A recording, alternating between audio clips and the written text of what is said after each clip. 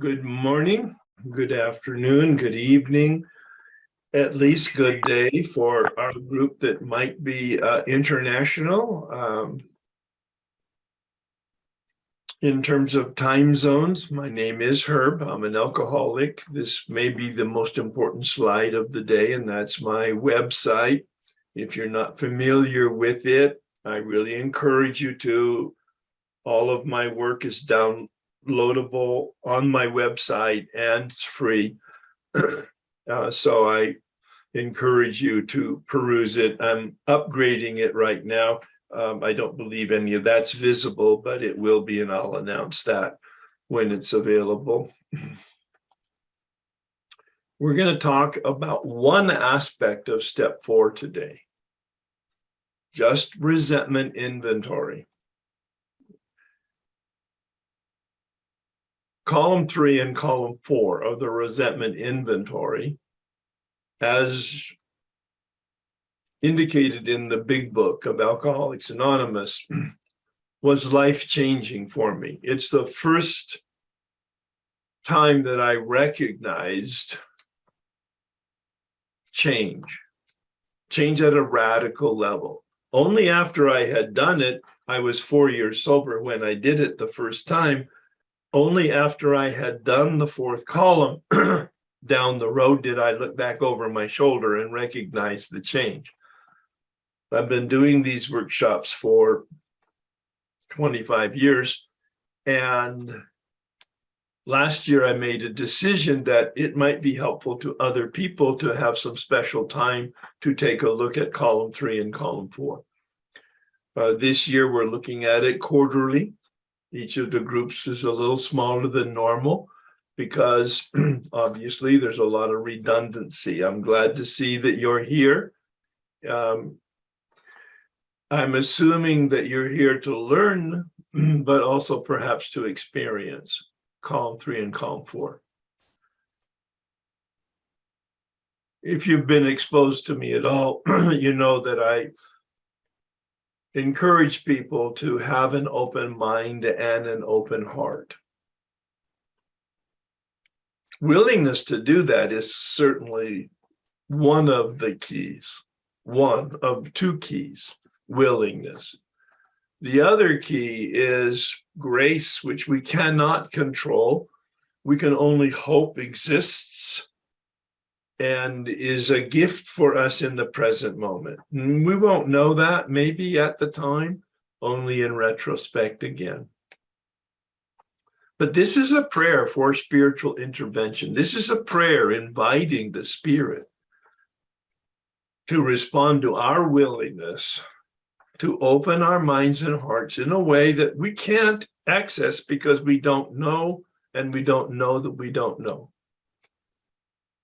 Spiritual intervention. This is a prayer,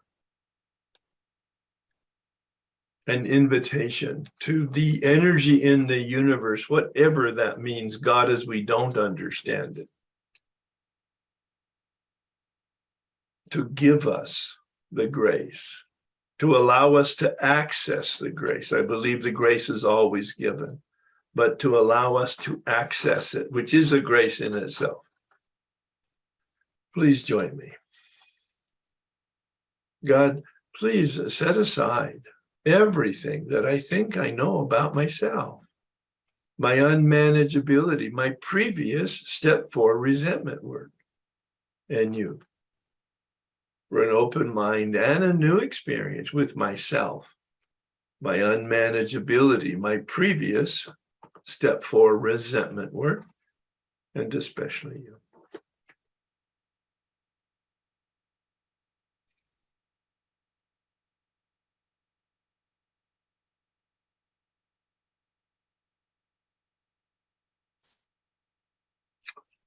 Bill uses the term bondage of self.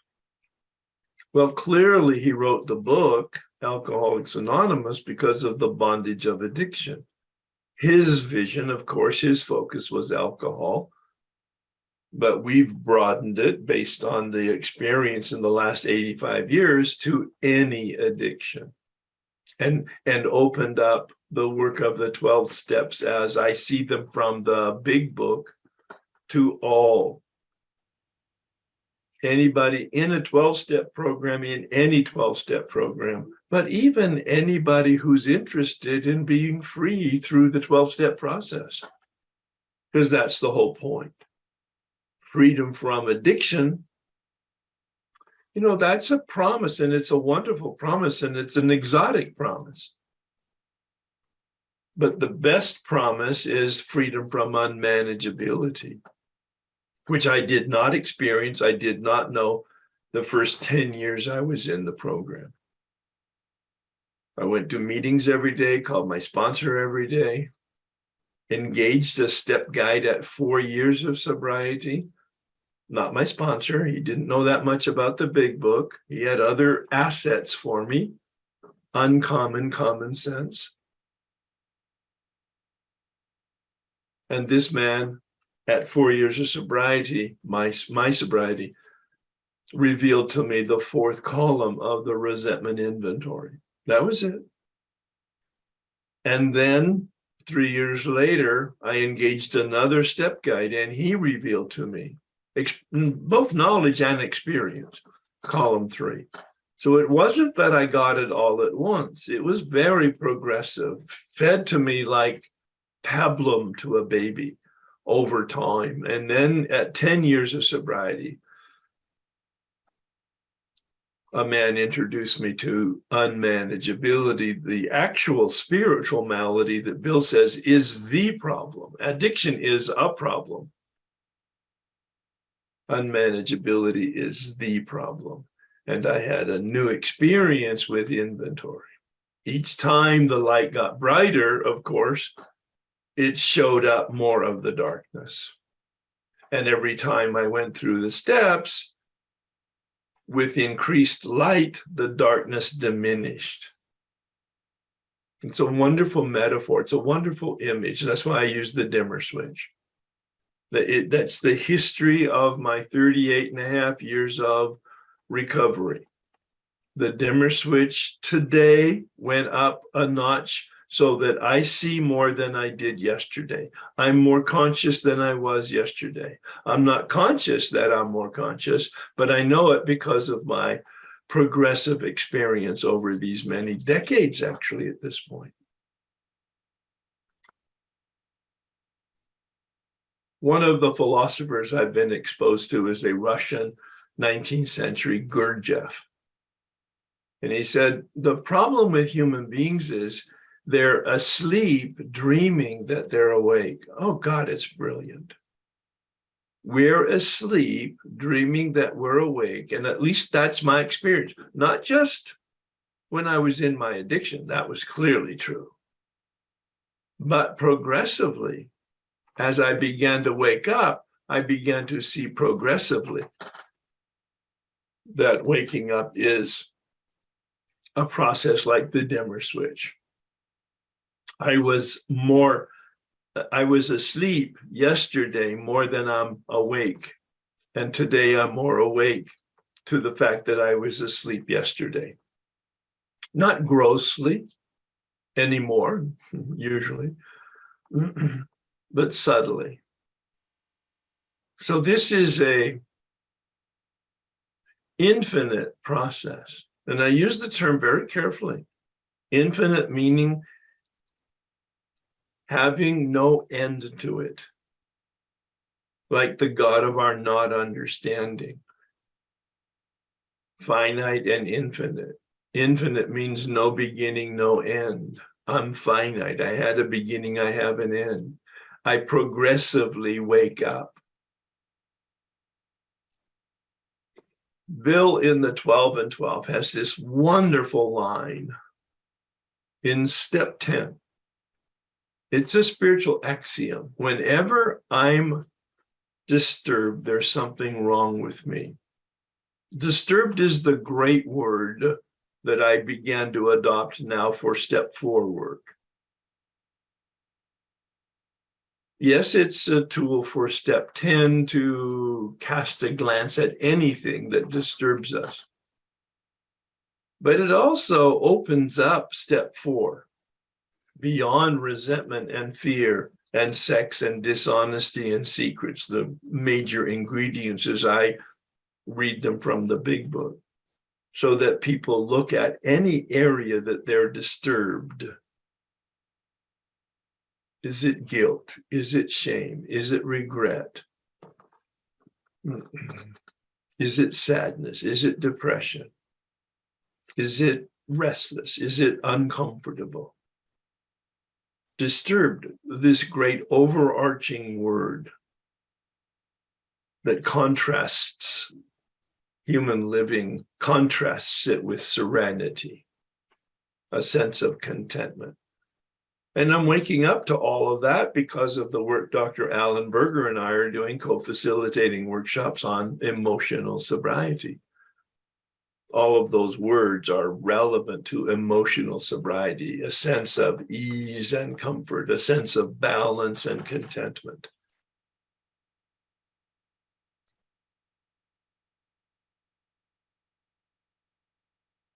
You've heard me with the metaphor of the lens through which we look, those beliefs that we have.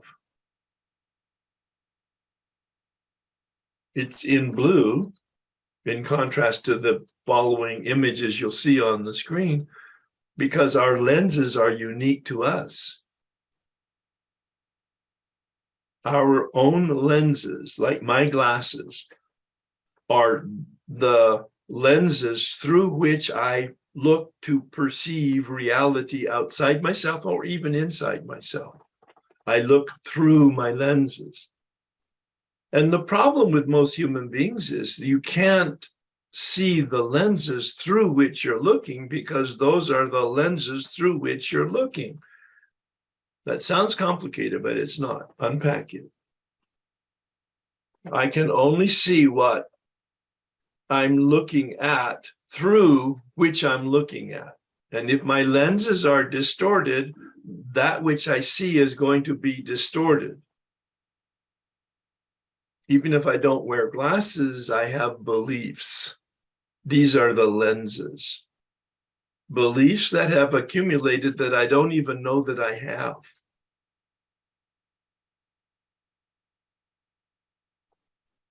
Dr. Fred Luskin, who is a PhD clinical psychologist professor at Stanford.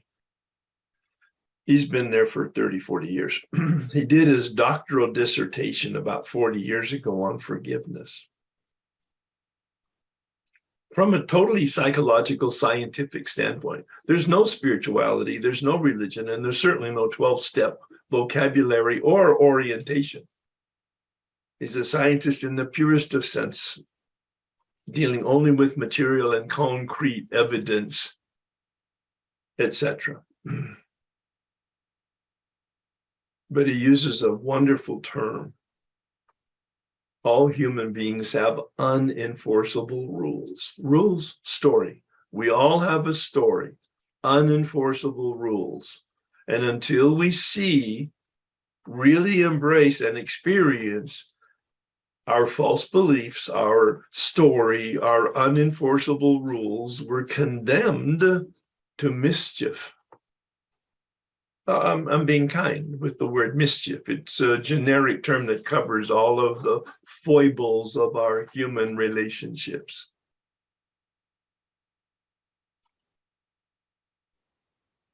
Our lenses are distorted. It's not our fault, mostly. But it does create emotions that disturb us. There's the point. Whenever I'm disturbed, there's something wrong with me, and it's 100%. It's never circumstances and people. And you've heard me say it if you've been around me at all. It's never, it's never circumstances and people. Oh, circumstances and people are wonky. Absolutely. Lots of ill intention, I think they call it malevolence, fancy word, or distorted emotional people, mental illness even, or just criminal behavior from people and circumstances can be quite unfortunate, great word, Absolutely.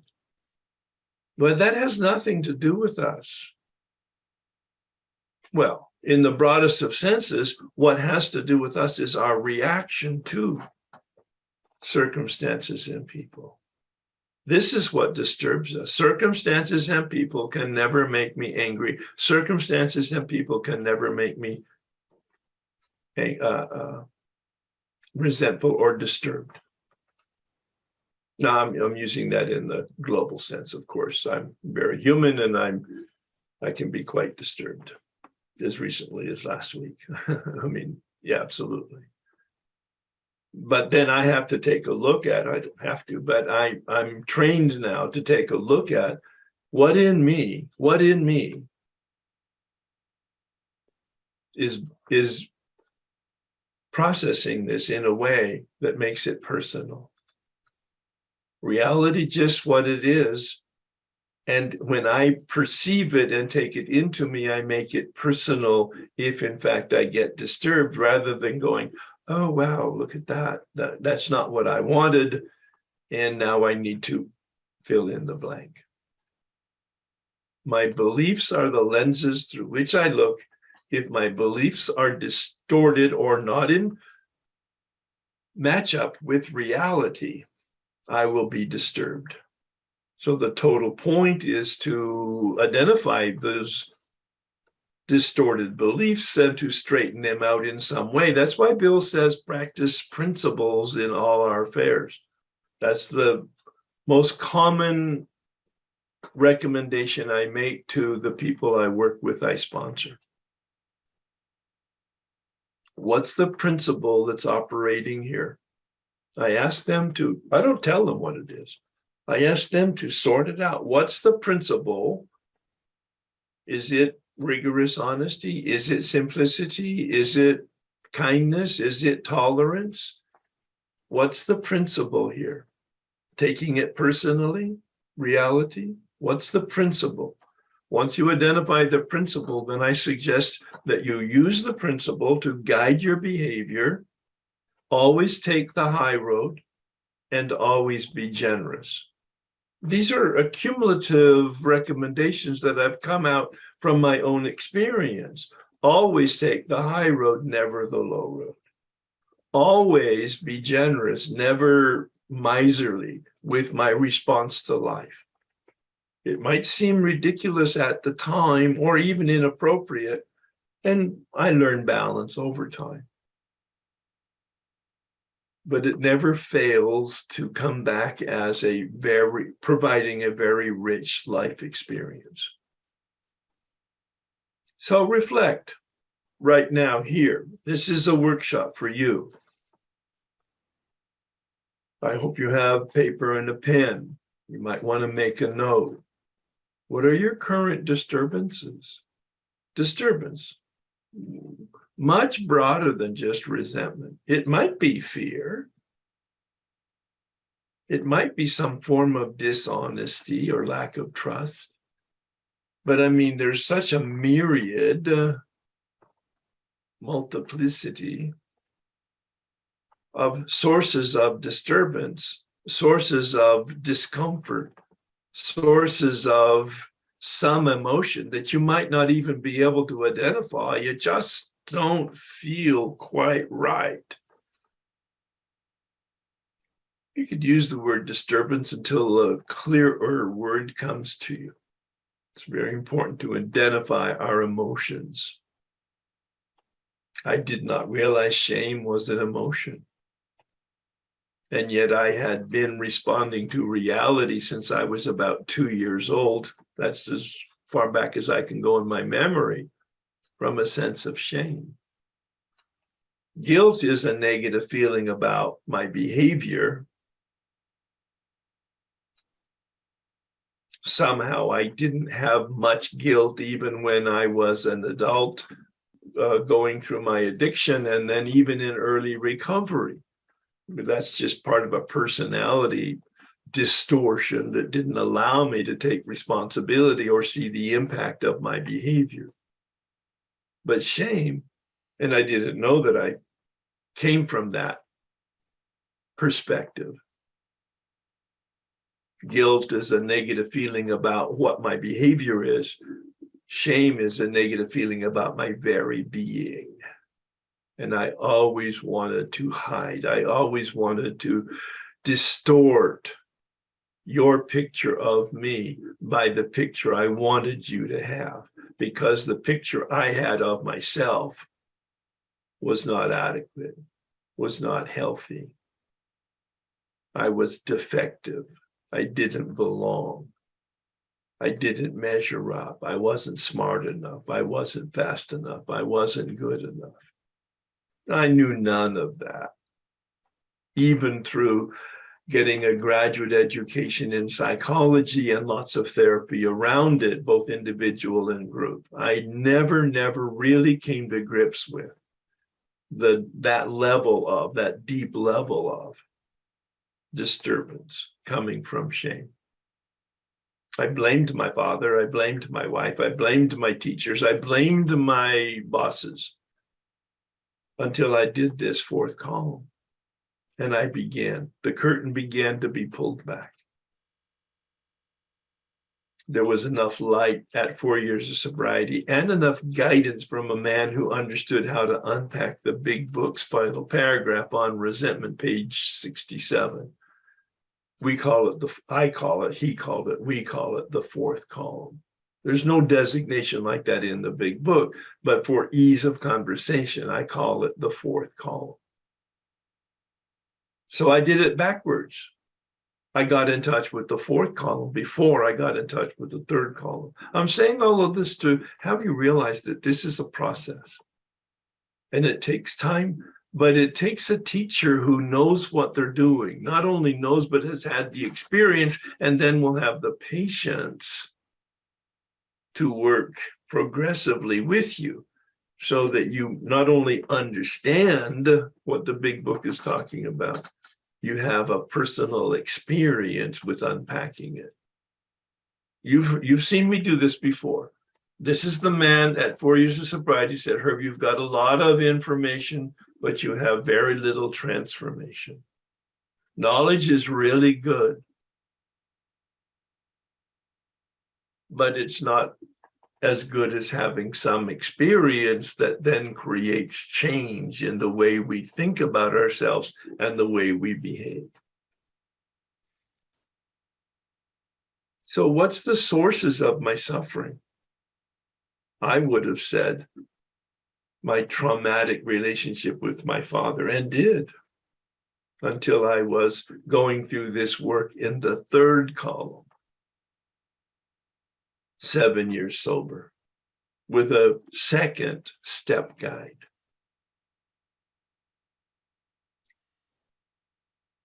My behavior and my thoughts and my feelings were all revealed in the fourth column.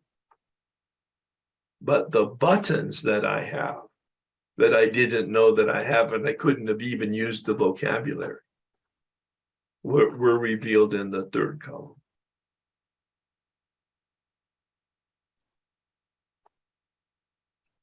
I didn't actually know what a resentment was. I did look it up. I have a background in Latin because I studied to be a Catholic priest in the early young adulthood. Sentire means to feel. Sentire in Latin, to feel. And when you put an RE in front of it, it means to feel it again and again and again. Well, what's it? Anger. Resentments are about anger. Bill had some uncanny understanding of human behavior.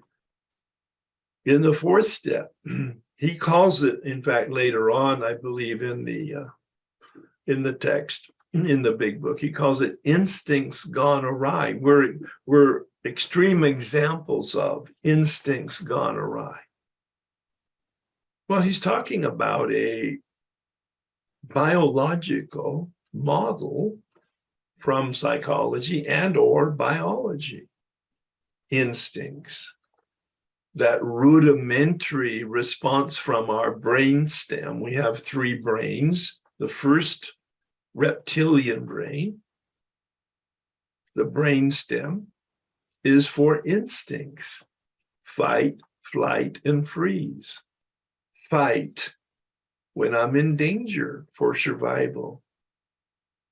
Flight, if I can't fight it, I'll run from it.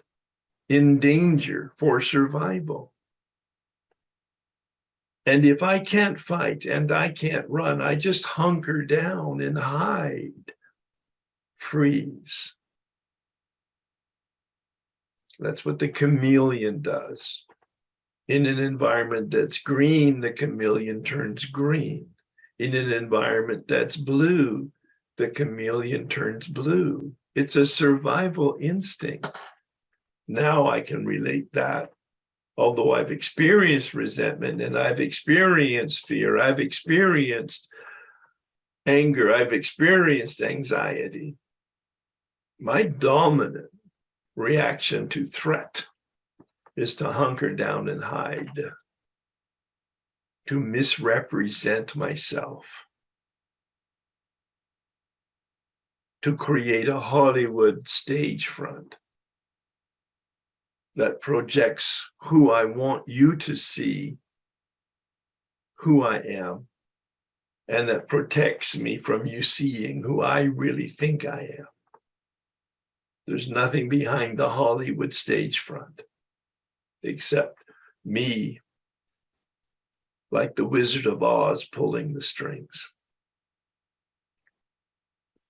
I didn't realize that I'm not pulling the strings, and you've heard me say this again if you've been exposed to me. Circumstances and people held the strings, and I was like a puppet on a stage doing a dance based on circumstances and people pulling the strings. So we've got two metaphors here that might be helpful. The first one I talked about is the buttons in me that circumstances and people press. I take it personally and I react out of a survival. At the base level, there's lots of intermediate reasons and words. But the base level is I have buttons that people press for that represent survival instincts.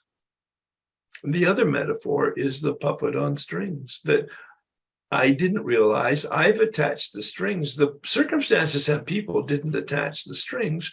I attached the strings and gave the power to circumstances and people. So the fourth step, the Oxford group calls it soul surgery. Fabulous term. The Oxford group, the predecessor group to Alcoholics Anonymous, soul surgery.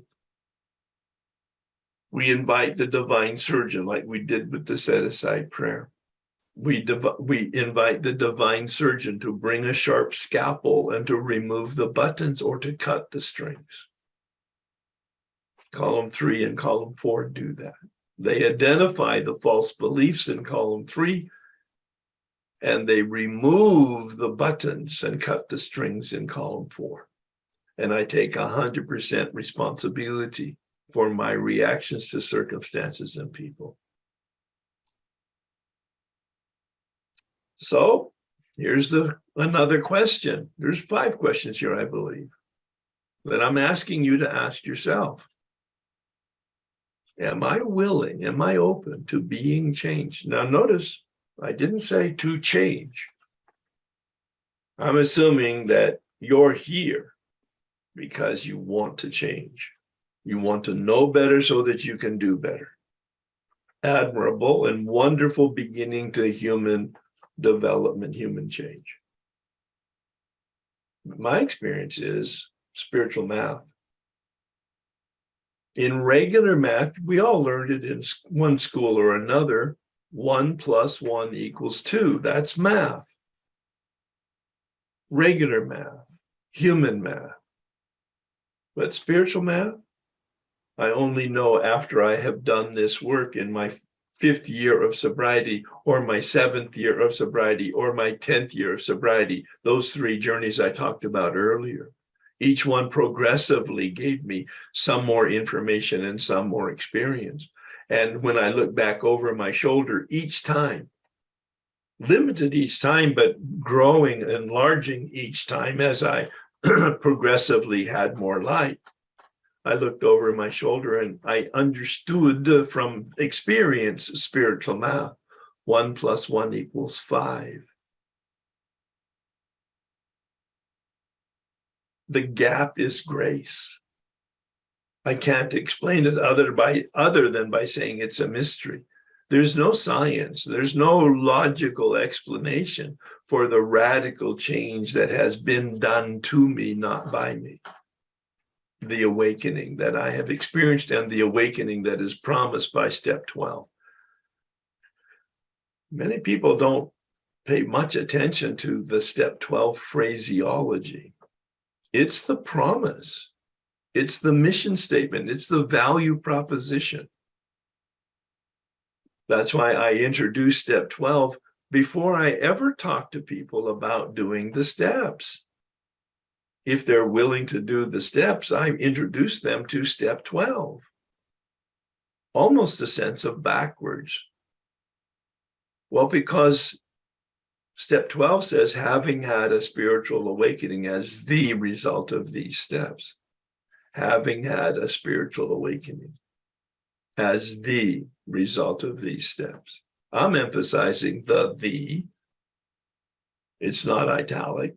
It should be, quite frankly, in my estimation, but it's not having had a spiritual awakening as a result. No, it's the result. This is the promise of doing the steps 1 through 9, a spiritual awakening, which the Appendix 2 says is a radical change that we can't bring about by ourselves, but that we can experience.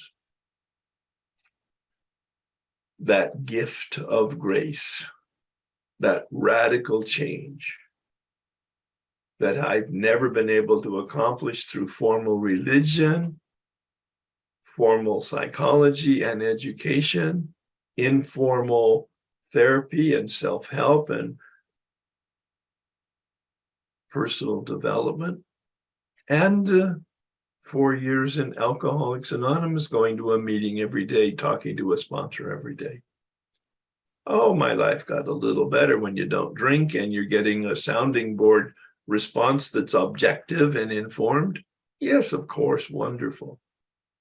But I was still not aware that there were principles, and I was clearly not aware that I was out of alignment with principles until I did this work at 5 years of sobriety.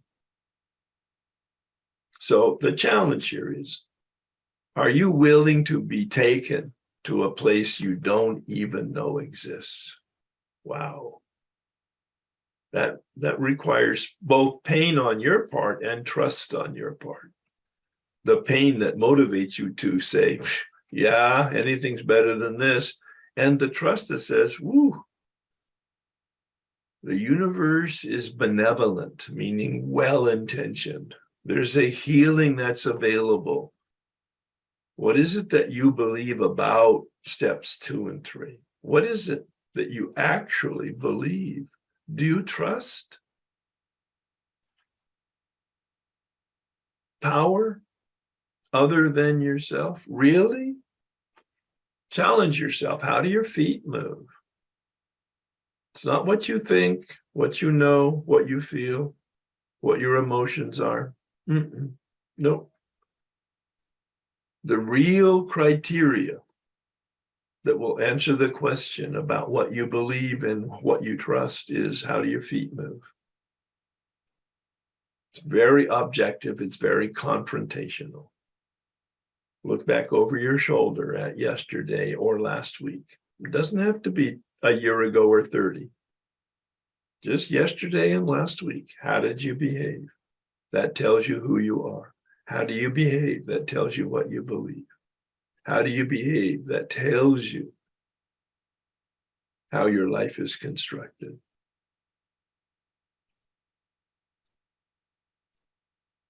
So today, what's the invitation? I love that word. It was given to me probably 25, 30 years ago in one of my meditations. Meditation is a development of my consciousness to be in relationship with consciousness so that I can know better and do better. That's how step 11 ends, doesn't it? Praying for the knowledge of God's will and the power to carry it out. Bill had great instincts and information about human behavior and human development. The Oxford group called step 11 guidance. That's the total purpose of step 11 from the Oxford group standpoint, and quite frankly, from the way Bill wrote it on pages 85 to 88 in the big book. Meditation's purpose is for me to be guided in my day and to get the strength to do what I'm guided to do. Guidance. Meditation, to direct my thinking, asking God to direct my thinking. Again, I can't think on my own effectively enough. I need to invite the Spirit in, like we did with the set-aside prayer and attitude. We invite the Spirit in. That's our prayer. And then we listen. That's our meditation. We listen. Yes, not with our ears. We listen with our heart, with our instincts, with our feelings, with our awareness, with our consciousness. At least that's the interpretation that has worked for me since I did this work at 4 years of sobriety. Yes, I had a powerful experience with the fourth column of the resentment inventory, but I had a more powerful experience with step 11 for the very first time.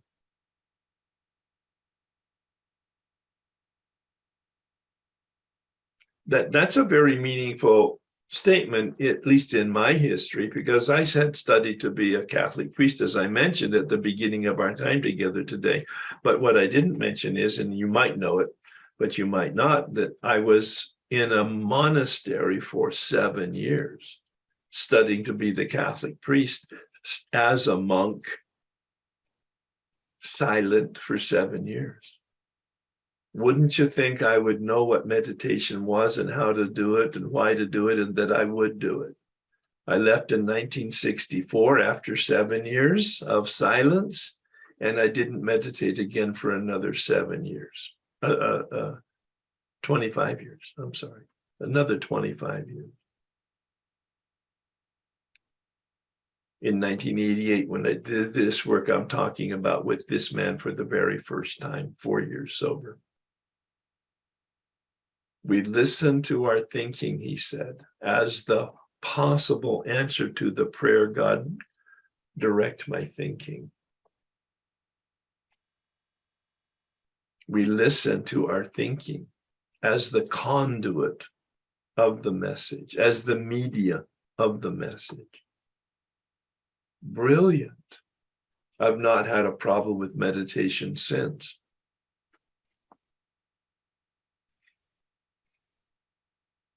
As you know, Bill says in step 2, page 47, that we're building a spiritual arch through which we walk to a new freedom. Well, he doesn't tell us, but the assumption is if you're building a spiritual arch, stay with the construction metaphor, that there's a foundation, which is step 1, which obviously is the predecessor to step 2. He's talking about step 2 on page 47 in chapter 4, but he's assuming that you've already excavated enough suffering to know that you're completely powerless, you have no choice, and you admit defeat. He doesn't use the word surrender in the big book. The word surrender is not in the big book. In the Roman numerals and or in the pages 1 to 164, you will not find surrender. You'll find it in some of the stories, but not in the text. And yet it's the wonderful word for the foundation, for step 1. I admit defeat. I surrender. I stop resisting. And then on page 47, he talks about willingness as the cornerstone to step 2. Not actually a connection to or a belief in. a power other than ourselves, but the willingness, just the willingness. That curtain parts just a little bit that the light can shine through, the door can begin to swing open. He uses those metaphors. The cornerstone, the first stone placed on the foundation that sets the direction of the building of the entire arch. That's how important it is, step 2. That's why I mentioned the 2 questions that broke it open for me at 10 years of sobriety. I'm sort of integrating all of my progressive experiences over a 10-year period, 3 journeys through the steps. This man asked me the questions that I implied to you earlier today. What do you believe? I wrote it out. How do you behave? When I thought about it, I was embarrassed, but I did write it out. And I saw the dissonance between my beliefs and my behavior. And I realized that I didn't really believe in the same way the Bill means it in the big book. But I was willing. And we come to step 3. Bill says in the step itself, it's a decision to turn. Step 2 is a choice. He says that on page 53. God is or God isn't. What is your choice? God is or God isn't. What is your choice? I'm using choice in step 2. I'm using decision in step 3. Similar but different. From my stance, choice is a decision of my will. Yes, that is my choice. God is. An act of faith. My choice. I choose. I don't know, I don't feel, but I choose. Step 3, he said, is a decision, making a decision to turn. He doesn't use the word, but I will. A commitment to do steps 4 through 9.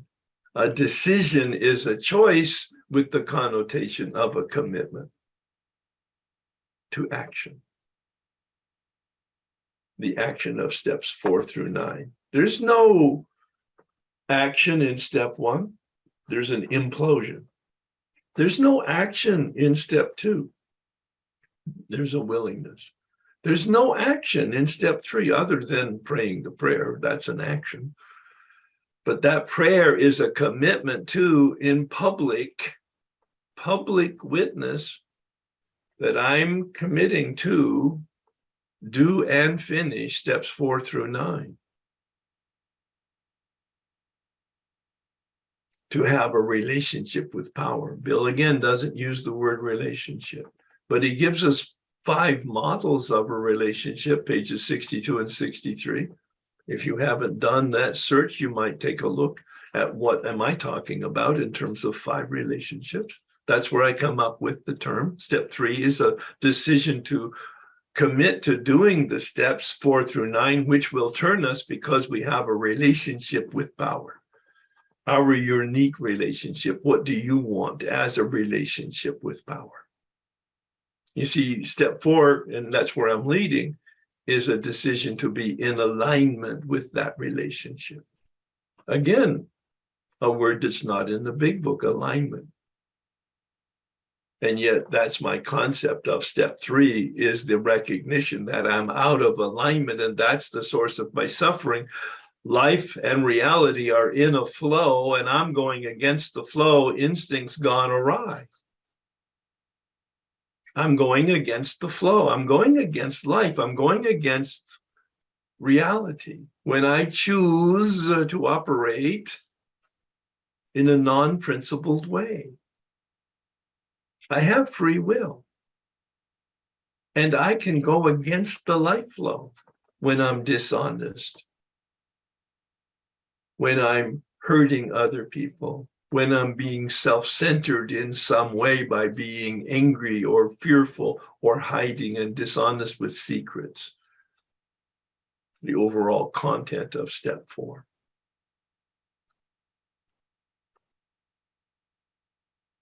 And I want to turn, and I'm willing to be turned. Hear the willingness on my part to take action, but willingness to receive the grace to be turned, to be taken to a place I don't even know exists, and therefore I can't get there on my own power, but I can be taken.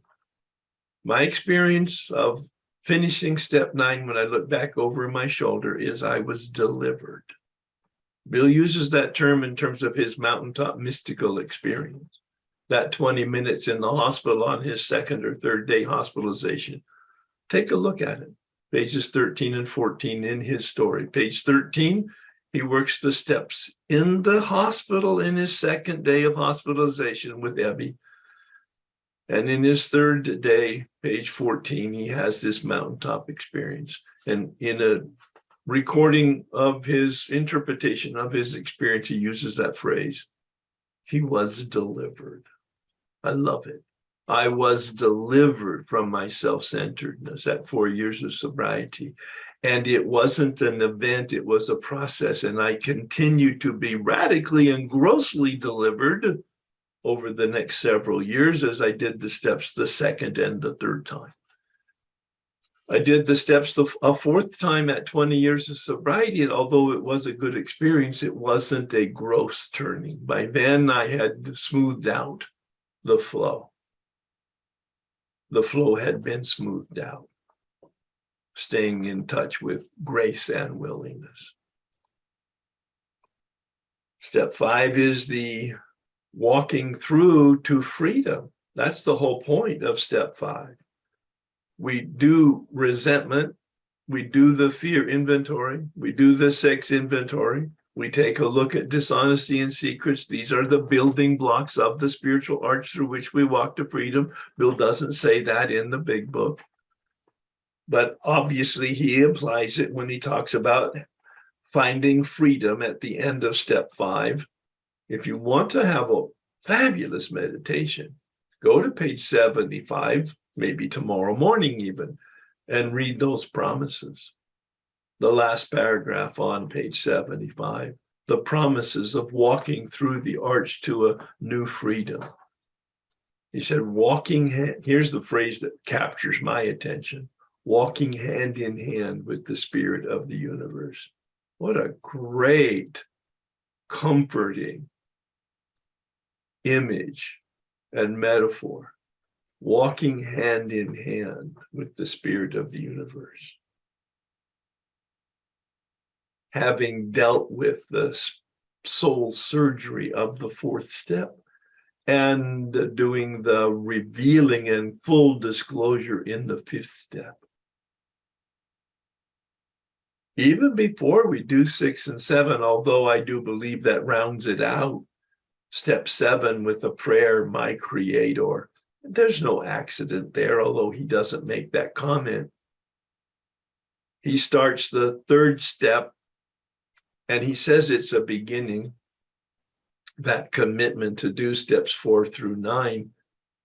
And there's no amen to the 3rd step prayer. And he takes us all the way through step 7, and he offers us a prayer that begins, my creator. Because I've looked at step 6 and I can see I'm a mess and I need to be refurbished. I need to be healed. I need to be recreated. The first words of the prayer, my creator, please fix me. And the 7th step prayer has an amen. I do believe it's significant. I've not read any commentary from Bill on this, but the 3rd step prayer at the beginning of the process doesn't have an amen because it's not the conclusion, it's the beginning. The 7th step prayer is the conclusion of reestablishing a healthy relationship with myself. Amen. And then we go on to establish a healthy relationship with others in doing steps 8, 9, and then 10 on a daily basis. Because we're looking for freedom. Remember the cartoon at the beginning of my discussion today? The full picture was pathetic Herbie in jail. Now, this is a picture with a big perspective on it, showing the truth. There's no walls, there's no ceiling, there's no floor. There's just pathetic Herbie looking through the bars, thinking that's all there is, and holding on with the death grip. And the whole process of steps 4 through 7, certainly, and then 8, 9, and then 10 as the tool of emotional sobriety is releasing the grip. Forgiveness is a relevant concept at the end of step 9 and the tool of step 10. Releasing me and releasing them and being released. Look up the word forgiveness. It's totally misunderstood by many people. I looked it up. A decision to release. And the Lord's Prayer tells us 2,000 years ago when it was constructed, when I release them from debt, I am released from my debt. And 1900 years later, someone wrote what they called the St. Francis prayer. St. Francis lived in the 12th century, so of course he didn't write it. But somebody wrote it. Doesn't matter who, because the words are great and reflective of the St. Francis philosophy and spirituality. But in there, 2 references to forgiveness. And when we release them, we are released. When we forgive them, we are forgiven. The same dynamic, different words 2,000 years later. That's because the dynamic is the same. That's where I mentioned Fred Luskin at the beginning of our time together today. His book is Forgive for Good. Forgive for Good. The second best book I've ever read. That has a lot of meaning to me because I've had a wonderful educational exposure and lots of reading. The first most important book is the big book. And I don't say that out of some honor to the 12-step program. I say that because it's the most effective change text I have ever come across. It has changed me, and it has changed thousands of people. Even thousands of people that have gone through my workshops over the last 25 years. But the millions of people that have been exposed to the textbook have been changed. Radically, permanently, wonderfully changed. Not because they know something and can do something and are wonderful. No, because they know something, are given the grace to do something and the grace to live according to principles, and their lives flourish. If they're consistent, we're not cured, we have a daily reprieve.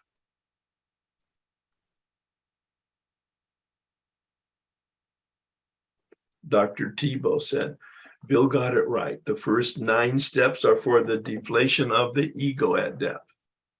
That's what we're here about. This is the motive for your attending this workshop, whether you know it or not. There is suffering. You cause your suffering. That's the benefit of column 4. The realization, the truth. In contrast to the lie, I believed that I was a victim. And it could be that I was a victim. But not today. Today, I victimize myself. Today, I'm the perpetrator. Today, I'm the one reacting to circumstances and people. Dr. Tebow said, Bill got it right. The first 9 steps are for the deflation of the ego at depth. He got it right. But the ego has an uncanny way of regenerating itself. That's why Bill says in step 10 on page 84 in the big book, watch for resentment and fear and dishonesty and selfishness, the 4 horsemen of the step 4 process. Watch for. And then he says, so specific. Watch for when they crop up, not if, in the 10th step. That's the tool of dealing with our disturbance. Our disturbance comes from perhaps our genetics, but more often than not, it comes from the story, and we need to reframe the story. If you notice, the heading on the PowerPoint just changed. We have a story that comes from our family, our culture. We have a story that comes from our emotions and experiences and reaction through our genetics, of course. Some of us are predisposed to anger. Some of us are primarily predisposed to fear. Some of us are primarily predisposed to hiding, shame, dishonesty. Those are the three major instincts for survival. Every one of us has all of it, but each one of us has a dominant anger, fear, or shame-based reaction to threat. All of us have been exposed to some form of education and psychology in our culture, in our family, in our associations. And this has formed us. Notice the Russian dolls, they're all the same. They look all the same. The storefront is all the same. And the whole point of step 4 is to unpack it, to dismantle the false self, to dismantle the ego, to dismantle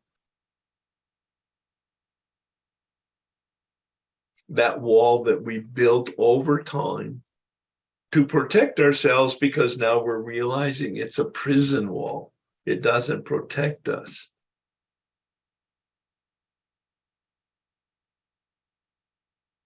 It's the barrier to living an authentic life. So here we are at resentments. Finally, wow, I never know what I'm going to say, and I hope that was helpful as a context and a platform for looking at our resentments. It gives us the motive for dismantling this false self, dismantling this wall that is a prison wall that we don't even know is there, and we don't certainly know that we built it, and we certainly don't know that we can and or how to tear it down. Bring the wrecking ball of step 4, resentment inventory. List the person that you're angry with, 1 or 2. Right now, if in fact you have maybe not anger or resentment, but you have some disturbance about something, list the person and or the institution and or the principle or the circumstance and the reason for it. Column 1 and column 2. Now, I'm using vocabulary that's not in the big book, but on page 65, there's a matrix. There are 3 columns. They're not headed that, but it's an example, a model of succinctness that I recommend people look at and use. The person, the institution, or the principle. Those are the 3 categories that Bill uses. And the reasons. Why are you angry? 1 or 2 reasons would do. When I did this the first time on my father, I probably had 26 times 2, the alphabet, of reasons. I'm 48 years old. My father was dead 12 years, but I had this volcanic, red hot, molten anger of rage that I had attempted to deal with in organized religion and or organized therapy and psychology, and it had not mitigated it. I had done a step 4 in my first year. My sponsor, who didn't know that he didn't know, asked me to do an autobiography. It was good. It was good enough to keep me around and give me a little bit of traction in the program, but it wasn't good enough for me to understand my beliefs, as the 3rd column suggests. That's my term for it, and or my role. Notice I don't use the word part as a preview of column 4.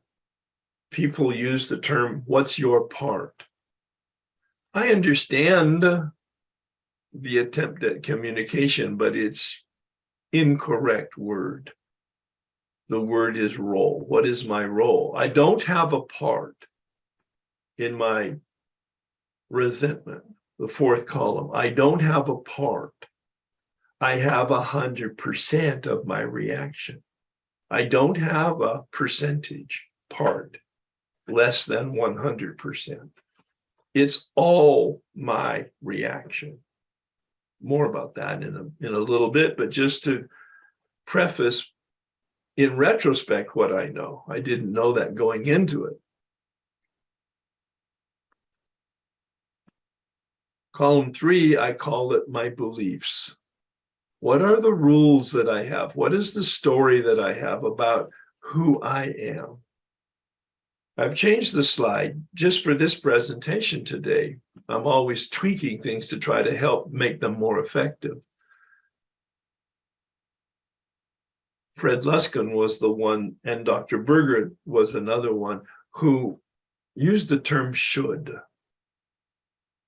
If you really want to know what your beliefs are about yourself, your beliefs are about other people, your beliefs about circumstances and or events or institutions or principles, your whole belief about reality, especially about yourself, take a look at the word should. I should be treated.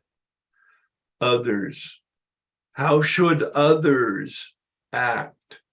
I have concepts in my head and heart, litmus tests of other people's behavior. Mothers should love children. Fathers should support families. Brothers should treat siblings. Fill in the blank. We have beliefs.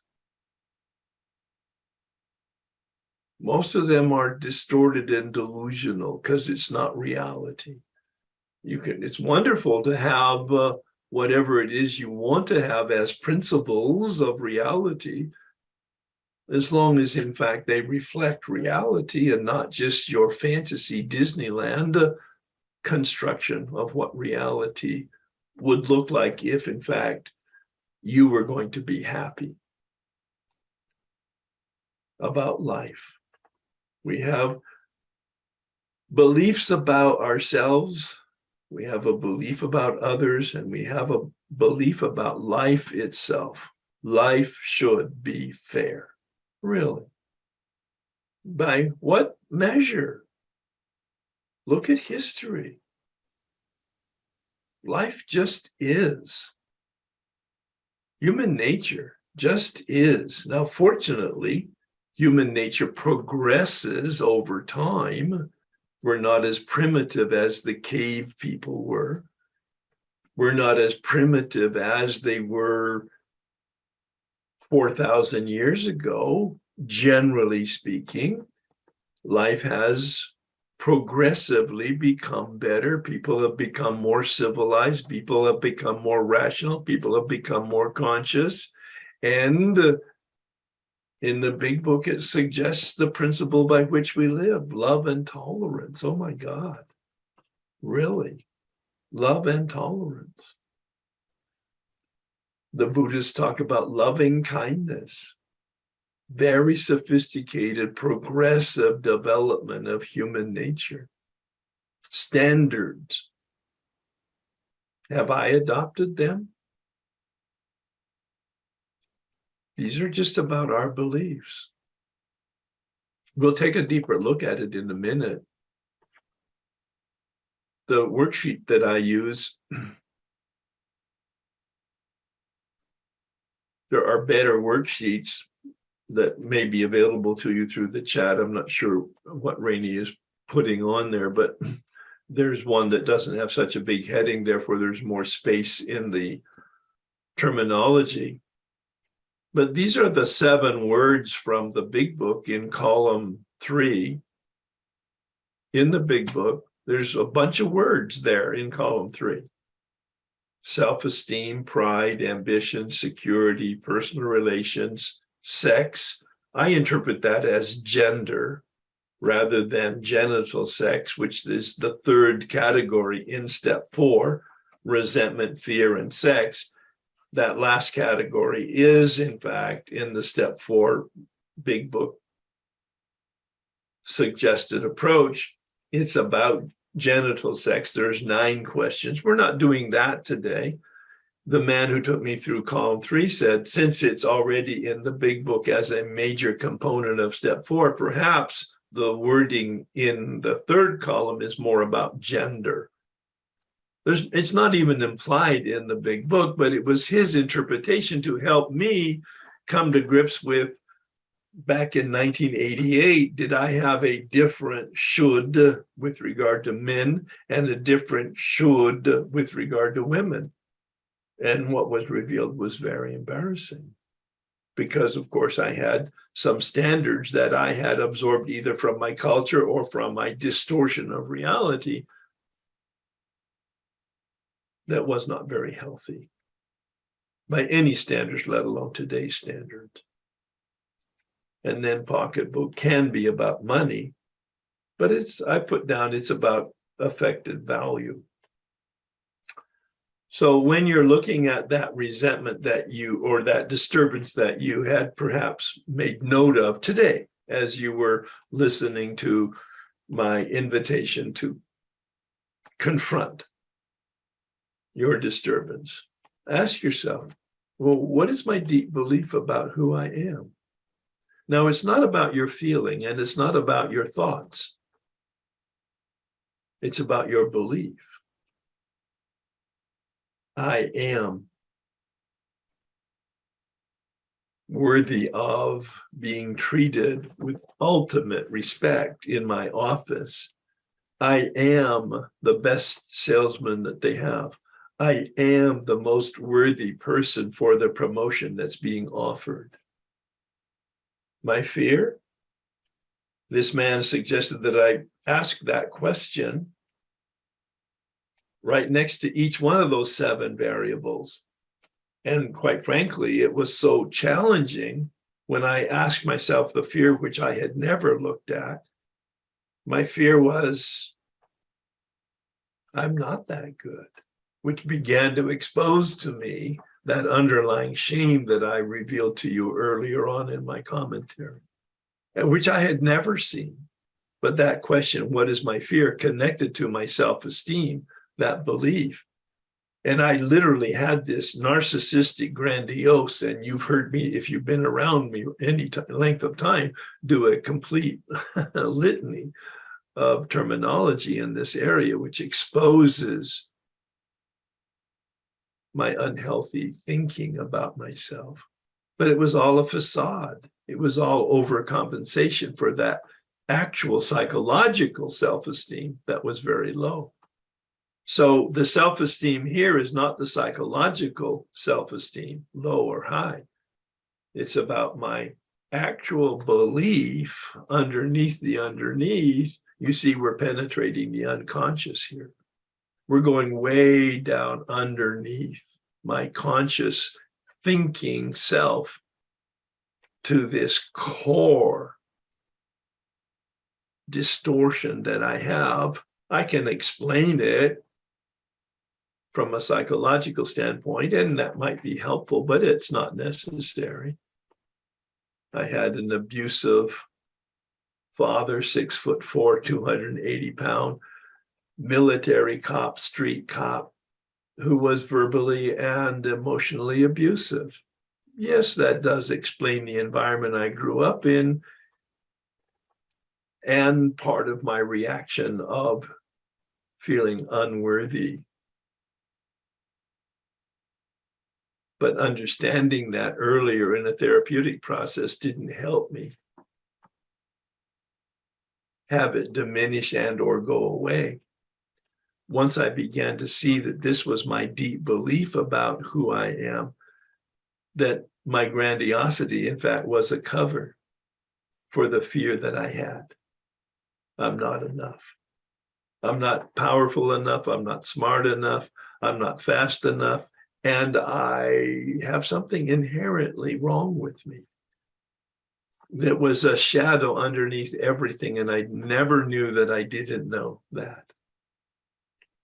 And then it was confirmed when I went to the next item, pride. How do I want other people to see me being treated by Bob, my coworker?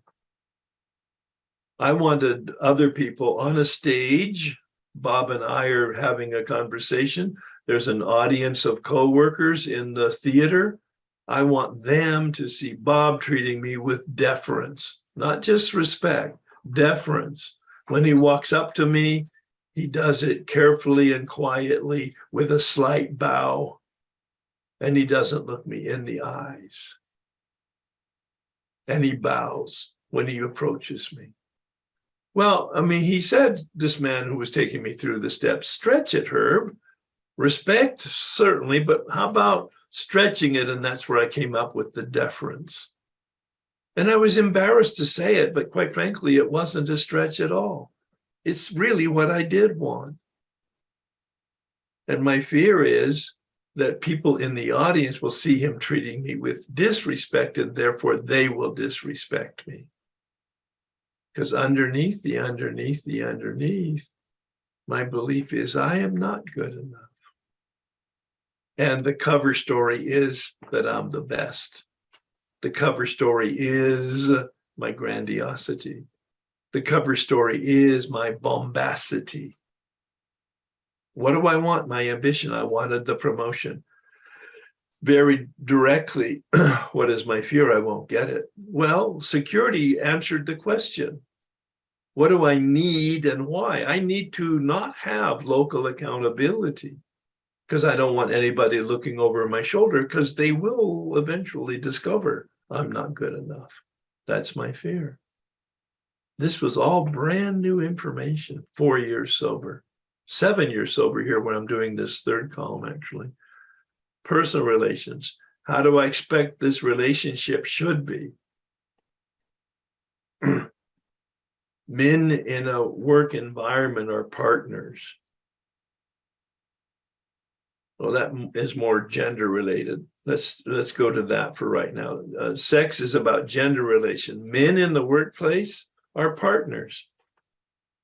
They lock arms and they move forward to solve problems. My fear is they're backstabbing, self-serving people like myself. And the first time I'd ever admitted that to myself, that that's who I was.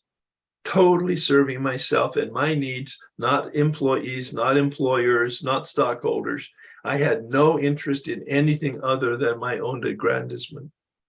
What about women in the workplace? Second-class citizens. 1988, I apologized to the women in the group, but this was my chauvinistic attitude. I didn't know that I had it. I thought I was a Renaissance man. It turns out I'm a Neanderthal. Going back to personal relations, the work environment should promote the best in the workplace. My fear is I'm not the best and I won't get the promotion. They'll see that, in fact, I'm pretty ordinary and, in fact, quite flawed. And then bouncing back down to number 7, the pocketbook. It was about money and power and prestige. The promotion that I was angling for. I was legitimately one of 3 candidates because I'd been there a length of time doing quite significantly good work. I had lots of talent, but I was so myopic because it was all about my benefit and nobody else's. What's my fear is everybody's going to be in my way of getting what I want. That was meant to give you an example of, hopefully you followed the conversation and perhaps placed your current disturbance into some of those questions. And now I'm going to go off the screen and have a conversation.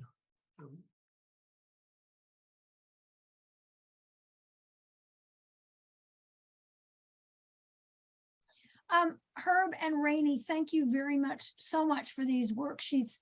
I know doing my 4-step in another study group with Herb, with you, Herb, I have found incredibly helpful the version that Rainey sent to us that's both in a PDF form, which you cannot edit, and the Word form, which I can type in the resentments. And I love that. I'm much more accountable for some reason, and I can read when I start to write these on the sheets of paper, I start to scribble a little bit. I get nervous, or I don't know what causes it.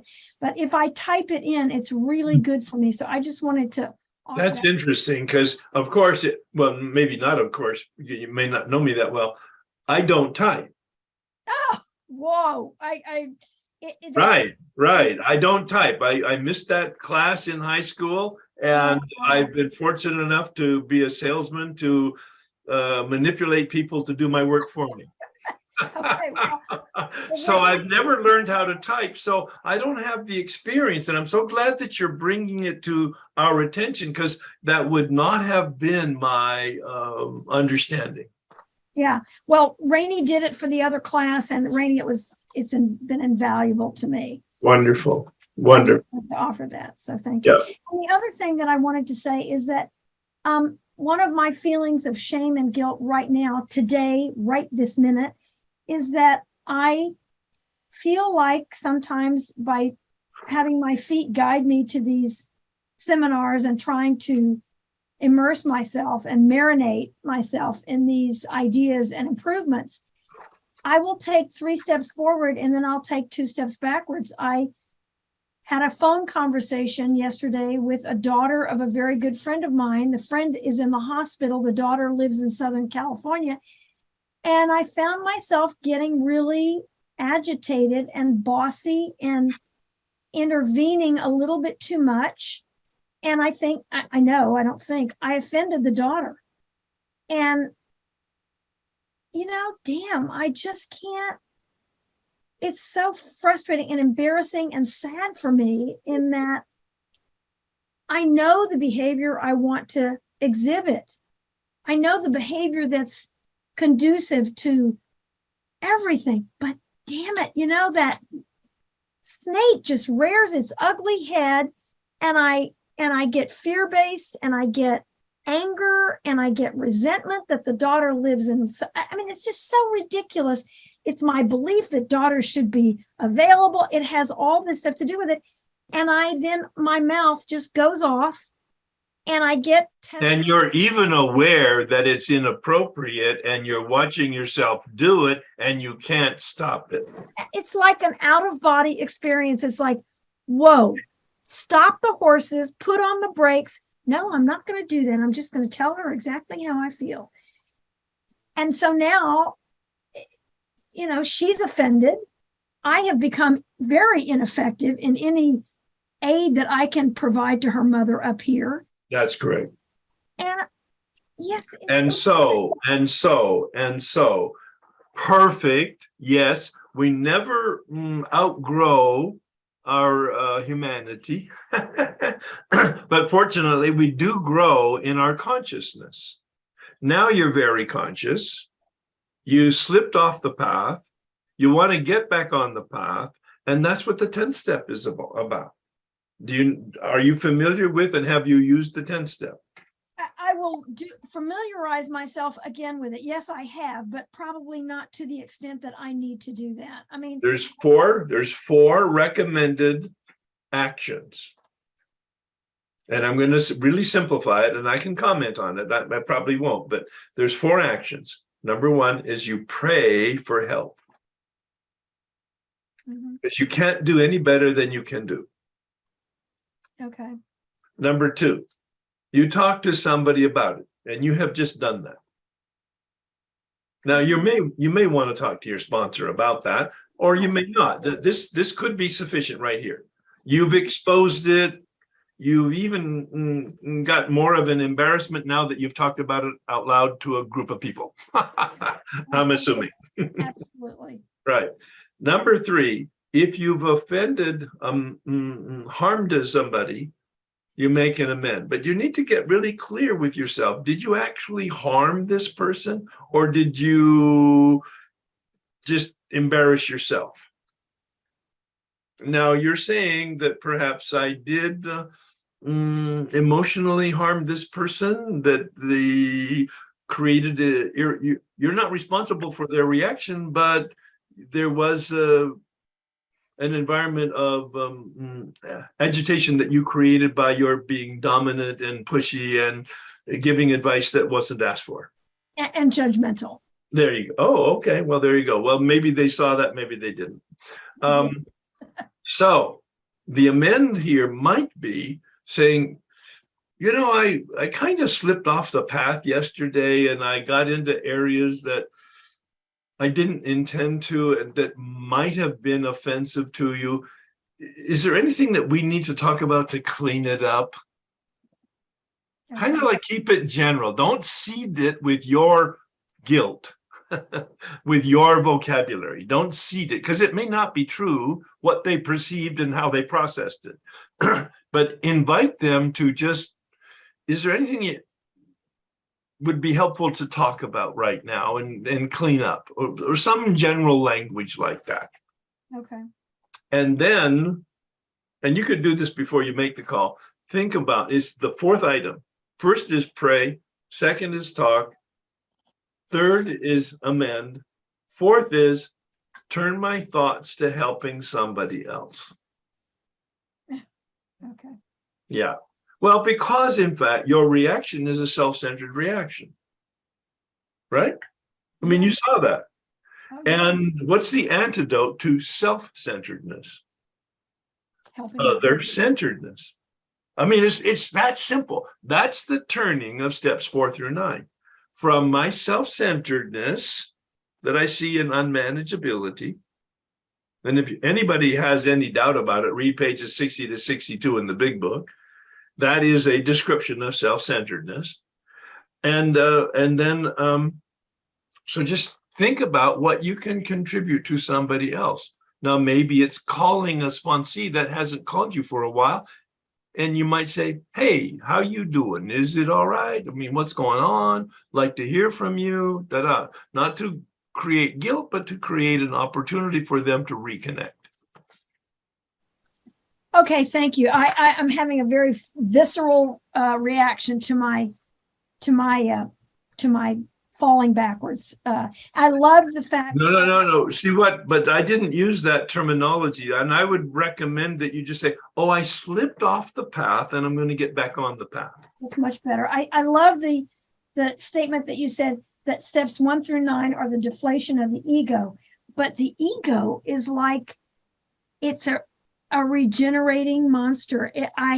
It's got to be in, for me, it's got to be in check every single moment. You know what crabgrass is?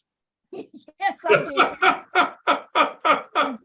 Yes, I do. Crabgrass will grow through cement. Yes, I do. Yeah. Thank you very much.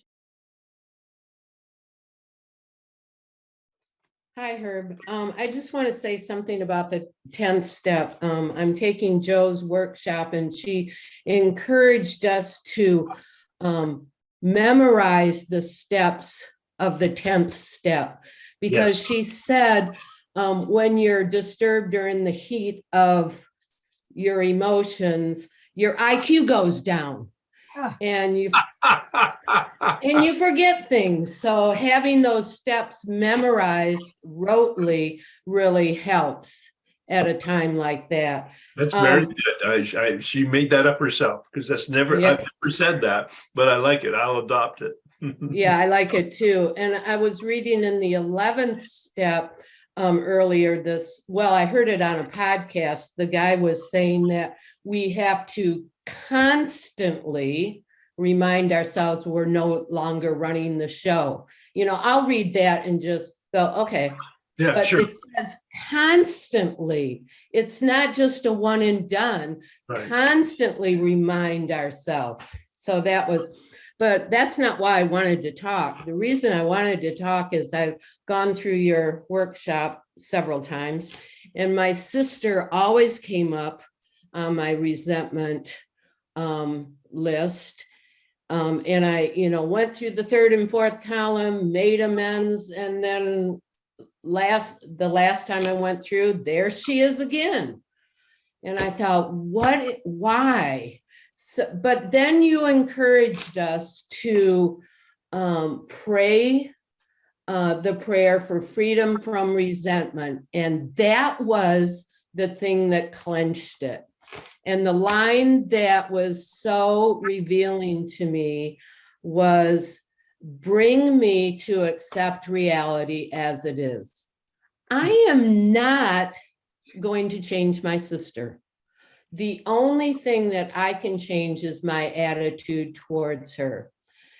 And this just made me realize she is who she is, that I need to stay in my own lane and put my focus on my recovery.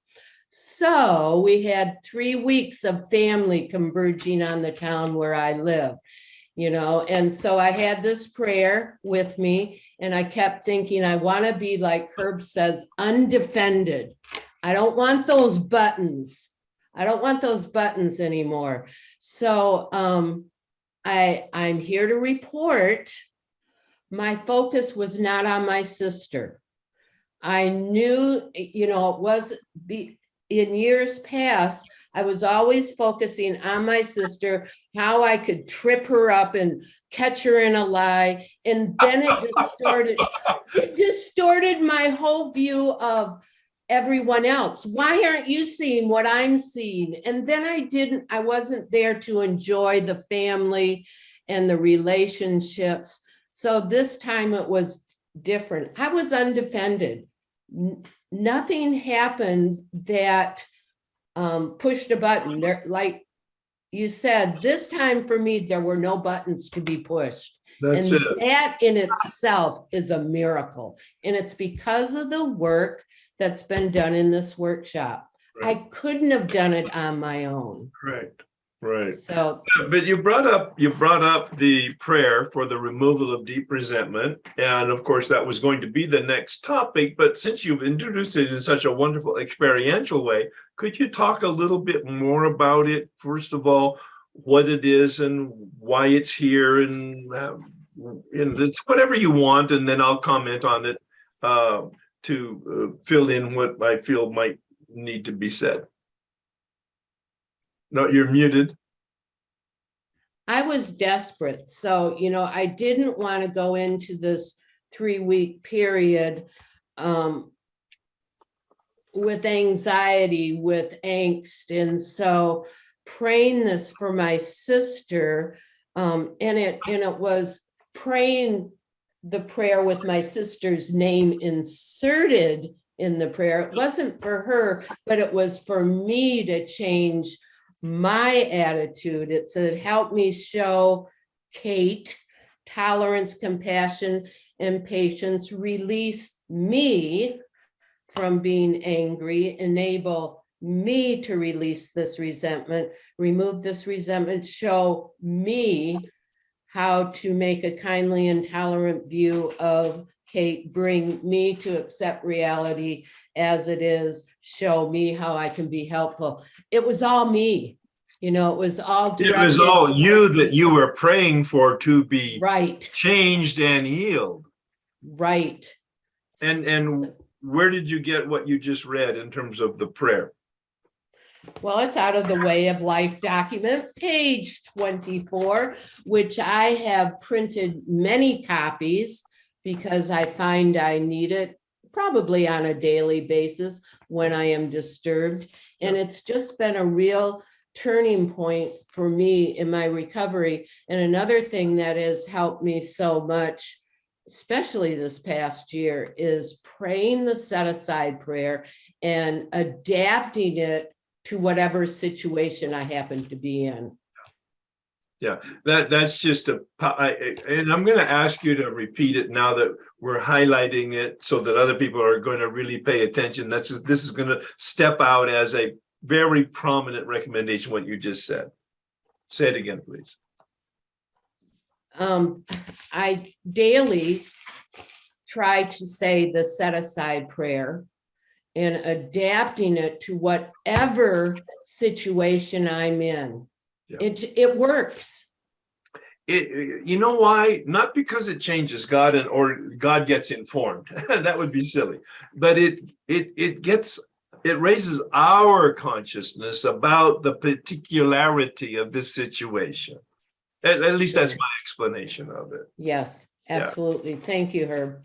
Well, maybe there's more here. Let me just try a couple things. Number one, the whole attitude that Nan has just revealed and the prayer that she talked about was all coming from the work in the big book, pages 66 and 67. There's about a page and a half there, in between column 3 and column 4, in between the suggested approach to column 3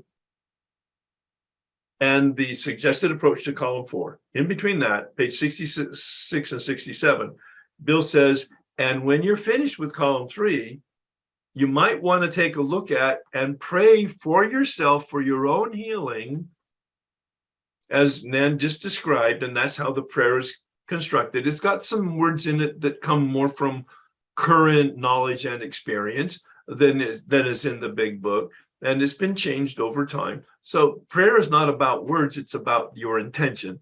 The intention here, and she stressed it, and I'm going to underscore it because it's the key difference, and most people don't get it. They don't hear it. They don't understand it, even if they hear it. And that's why you may have heard what you heard, but I want to make sure you heard what we said. And that is, we're not praying for her sister. We're not praying for the other person. We're not praying for anything outside of ourselves. This prayer is a prayer for healing of me. I need to be changed. The other person was the opportunity for me to have a reaction, but it's my reaction that needs to change. I had 8 deep resentments, my father, etc.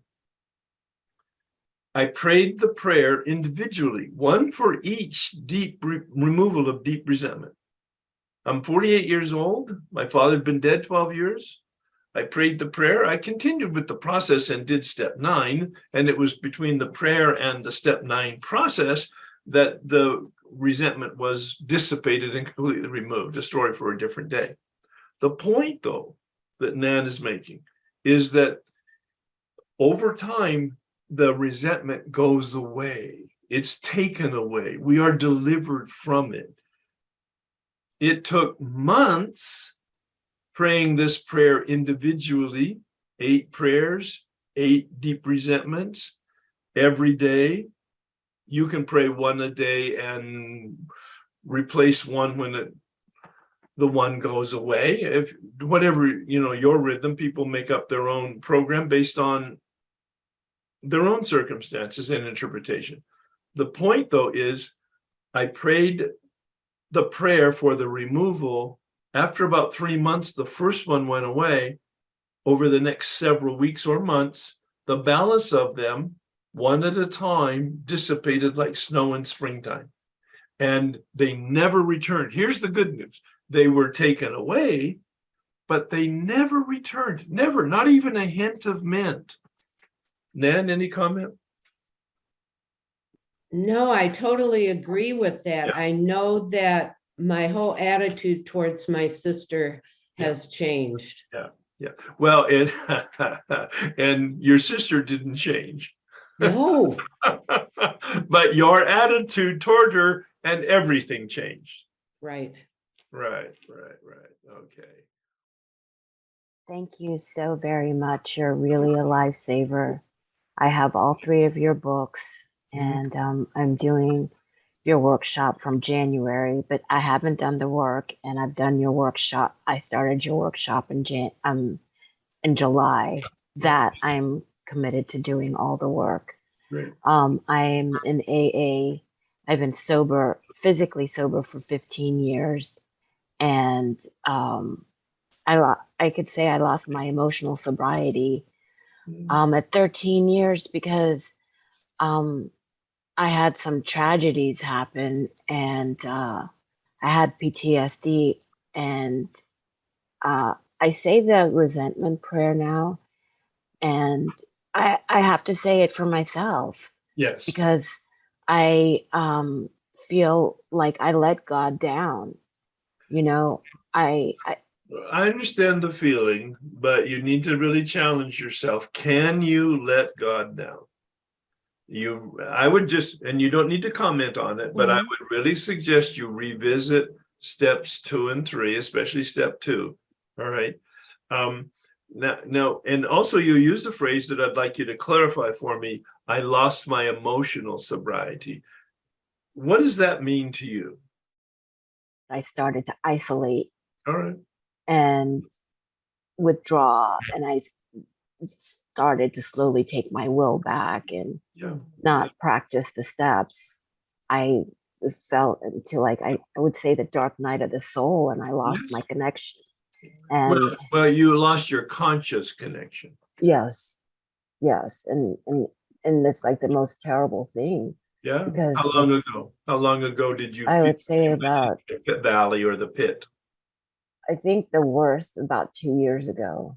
And it sounds like you're identifying and coming out of it. Is that an accurate statement?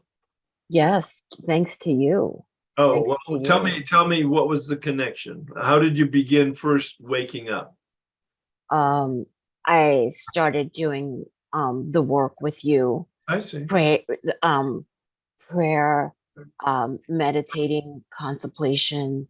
Well, what brought you to my work? How did you know? My sponsor. There you go. My sponsor brought me to your work, but one thing that you say, like the soul surgery, Yeah. and I really need somebody who's really going to help me really get like through this work. And she's totally agreed to, for me to find a step guide that is willing to work, really get me through this. So I'm all in. Look, well, and it sounds like it. Suffering brings us back to consciousness. So it seems like a bad thing until it becomes a good thing. Yes. Yes. And book number 2 is probably going to be the most helpful to you. Yes. Right. The 12 Steps to Spiritual Awakening. Yes. It treats in each chapter, 12 chapters, it treats each one of the steps so that it can help guide you. And then listening to the various YouTube sharing teachings like this, yes, and other people's experience will really help you. Yes, and I love that, and I absolutely love that. And I also got Father Keating's centering prayer, and I'm familiar with Richard Rohr's, because non-duality is also something that I've been exploring the last 10 years. Sure. So the marriage of non-duality and the 12 steps is something so beautiful for me that it's like, wow, this is a dream come true. Yeah, even though those are 2 Catholic priests in different religious orders. Yes. Richard Rohr is a Franciscan, Thomas Keating is a Benedict Trappist monk. They're not in 12-step, neither one of them. Yes, I know. Each of them has written a book on 12-step recovery and spirituality because they are very impressed with the power of the 12-step process. Yes, so you're in good company, and breathe and show up and incremental. It doesn't have to be done by tomorrow. Right. And I keep reminding myself that, because it's like part of me like wants it now, and it's like, hello, you're an And thank you so much. Thank you. That was such a great conversation at this time in our journey, because it reinforces long-term recovery, and yet you slipped into some darkness, but now because you have a sponsor. Yes, always had. The sponsor said, I may not be able to help you, but these resources will. She's got your best interest at heart. Yes. Boom. Yes. Yeah. Thank you so much. This is my 3rd time hearing you teach. Just joined in on the Sunday Big Buck. 2 straight weekends. After the first weekend, I figured out the idea of unmanageability. I started out in OA and then went over to EDA, where I'm having a totally different experience of this year I'm just learning this whole idea of the, eating disorder and all this kind of good stuff. And but unmanageability, that was huge because I see it. And, it's me. It's not anything outside of me. So you were really able to break that down. I've been living it. I saw it again this week. But I know in my conversation I have a temporary sponsor. When I first started out in OA, I kind of made it to the 4th step and had did some resentment stuff. Okay. Yeah. And so I'm really appreciating today. When I saw this workshop, I was like, oh, you need to show up because I know that that's there. Yeah. And that's causing a lot of internal, I just call it plague. It's a horrible disease. It's a plague. It's a great term. I've not used it before, but it is a plague. Okay. And, ever since that, that first one that I came to, which was 2 weeks ago, and that unmanageability, I was like, oh my God, I got it. This is happening within me.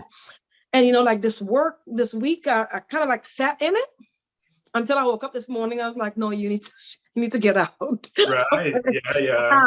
Yeah. But one of the things that I have to say about the step 4, usually when I get down to the my role is where I feel a lot of decompression, right? Of the stuff. Well, what does that mean? That means that when I start seeing me, in the suffering that I have caused most of the times, Yes. I kind of be like, oh, this not really have anything to do with that person or anything outside of me. This just kind of like, Michelle, you're kind of like creating this, and I really saw it this week, and I'm thankful for it. I don't like it. I don't feel good. No. But I'm I like, was totally embarrassed. yeah, this is the work, the work, girl. Show up to it. But my question is, in your teaching today, if you can help me, when we get to column 3, which is the self-esteem piece, I think you said in class that brought a little clarity about, this idea that we have a self-esteem. If self-esteem is not what you're talking about, right? It's what's going on the inside, right? So I caught that. But today you talked about belief, what I believe about myself versus what I feel about myself, okay? So there's a distinction there.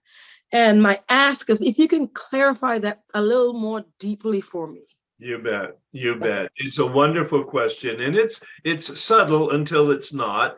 And so some people will come to me and say, no, my self-esteem is like, I'm unworthy. I don't fit in. I'm defective. And I'm angry when somebody calls me defective. Mm-hmm. Well, if in fact you really did believe you were defective, really believe it, and somebody called you defective, you would think they were brilliant in insight. Mm-hmm. Because they're seeing you as you see yourself. But when they call you defective and you feel it, but then you have anger because they called you defective, it's because you don't actually believe it. Mm-hmm. Your feelings are here, but your belief is underneath. Mm. So it's an awareness like, no, I'm not, well, let's take it to a personal level. I really believed I was the best employee. All right, that's my belief. And yet when they challenged me, saying, no, I was not the best employee, my reaction came from them not seeing me as I want to be seen, mm-hmm. and exposing me for actually that underneath sense. Oh my God, they've discovered I'm not enough. They've discovered I'm broken. They've discovered I'm not smart. They discovered I'm not competent. And that was where I made the comment that asking about the fear began to pull that curtain back and saying, it's not their words, it's your belief about that you are inherently flawed, that they're beginning to identify. So your cover story about being the best Mhm. you're seeing now is a false story. It's fake news. Got it. Is that getting to the point maybe for you? Yes. So I'm listening to it like this, right? For me, it's like under the emotions is something else. So when all those emotion comes up, I need to say, okay, what am I believing here about me? There, that's it right there. Boom. Okay. Laser focused. You got it. Yes. Okay. Yes. Here's my feelings. Mhm. Oh, where is the feeling coming from that I believe is being exposed by what they're doing or saying? Bam. That's Okay. it. See, you got it simple. Thank you. Thank you. You got it right on the money. That's great. Thanks. Thank you. And like somebody before asked, sponsors not necessarily have done this work with this analytical depth. So it is important to have somebody who has both knowledge and experience, like Nan was sharing, like Rainey shares, like Nurit would share. All of the people who have supported me here have done this work. And we have a list of those people as step guides internationally. So whatever country you're in or whatever time zone you're in, we probably have somebody that is compatible. Whatever program you're in, we have somebody that's compatible. Gender relationships, if that's important to you, it's not important to me in terms of the step guide. As sponsors, it's important, but not a step guide. What really is important is the convenience time zone and the compatibility, of course, of the people from a personality standpoint, not necessarily fellowship. The people in different fellowships, it doesn't matter about the fellowship because you're not talking about addiction. You're talking about human behavior, actually, Yes. and the balance of the steps. Does that make sense? Oh, absolutely. Absolutely. Thank you. Let's take a deep breath and prepare for the final stretch through a discussion about what we've been talking about and adding to that the column 4. And then I want to do a brief overview of step 10 since it's the most powerful tool. Step 10 is inventory, and it's a repetition of steps 1 through 9 on a daily basis when Bill calls it in the 12 and 12 a spot check inventory. I'll make some comments about that when we get there. All I can say, Herb, is wow, unbelievable material. I thank you. I am kind of like trembling. You are the first person that has confirmed to me in 23 years in a 12-step program that I should be, and I've been doing this practice, but to pray for help, not for the other person, but for myself. Oh God, that is so freeing. It's completely different than what you hear. Absolutely. Not that what you hear is wrong. It's not. It's a wonderful spiritual practice to pray for them. But when I start praying for me is when I start getting freedom. I absolutely, and you're the first person that has validated that in me. And I just want to share, if we quickly, I pray for God. There's no rush here. Take your time. Yeah. All right. I pray every morning for every member of my family, and I have a very complex family. To have God remove my anxieties, animosities, judgments, expectations, resentments, and to have these poisons and toxins removed through his loving presence in me, physically, emotionally, and spiritually, and to have these things replaced by with acceptance, surrender, and I can't remember the third one. And then to have my whole being changed and my thoughts, my words, and my deeds changed. You are the first person that's given me the knowledge. And I think this has just come to me. I'm just so excited. And I realized during this seminar that I have released the resentments toward my parents. I came from an alcoholic home. Yeah. My mother was the codependent. I released that. I've had difficulties with my siblings. I've released that. But I have one person right now. And I will share with you, I actually am a meditator, started doing Keating's meditations when my first year in recovery, got to Thomas Keating, have been to Snowmass, done that, you know, and I pray these prayers every morning when I walk with my Akitas, because I know that I can't think myself into right action, but I can act myself into right thinking. And this is part of my action process. Okay. So I've done that, but I think you're giving me, and believe me, my family of marriage and my family of origin, I don't talk to many people about them. I've only recently, after 23 years, come to the place of knowing. And by the way, somebody you have role modeled and guided came into a meditation group that I have every Monday morning. She actually wanted us to read Fred Luskin's book, Forgive for Good. There are 6 of us now that are reading that book and sharing what is going on in our lives as a result of her bringing that book into this meditation group. And we're all sharing the resentments that none of us would have shared in a general room, because it's just not something you do. And he says to be careful who you share it with and where you go. But you, through whatever mysterious, phenomenal way, have guided this group and have brought so much to it. And I've just gotten so much out of this morning. So I just really, I really wanted to thank you. But I have still one person that I'm praying for. That, and again, it goes back to Luskin, and you mentioned it earlier. These unenforceable rules that I keep putting into my damn head. Oh my God, can I get rid of the unenforceable rules? Yes. The shoulds of life. Yes. First of all, identify when you think or feel or say should. Okay. And then say, okay, that's the lie. What's the truth? Okay. What's reality?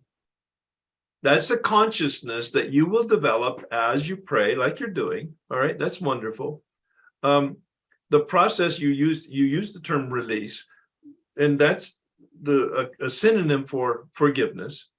All right, you're doing wonderfully reading and talking about with the small group, the book. It doesn't get any better than that.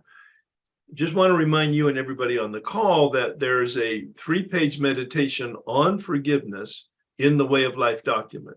Okay. Right after the step 9 commentary or schemas in the Way of Life document. I forget exactly what page it is, but it's just after the step 9, just before the step 10. There's a 3-page, very succinct, distilled meditation on forgiveness, which incorporates the experience that I had with step 4 through 9, as well then as reading Luskin's book. I've incorporated his, what I call 6 stages of the forgiveness process, correlating them with the step process, because the process is the same. The vocabulary is different because he's a scientist and I'm a spiritual person. But the dynamic underneath both of us is the same as you're experiencing it. So I'm reinforcing that for you, but also giving a resource for people to go to that 3-page meditation, which bears meditation itself, multiple readings. Is very dense. Now, in terms of your insight and now your experience, I just want to reinforce it, that we're not praying for them, we're praying for ourselves by referring you and people to page 67. It says, we ask God. That's a suggestion for prayer. Anytime you're talking to God, we ask God. That's a prayer. But here, listen to the words. To help us.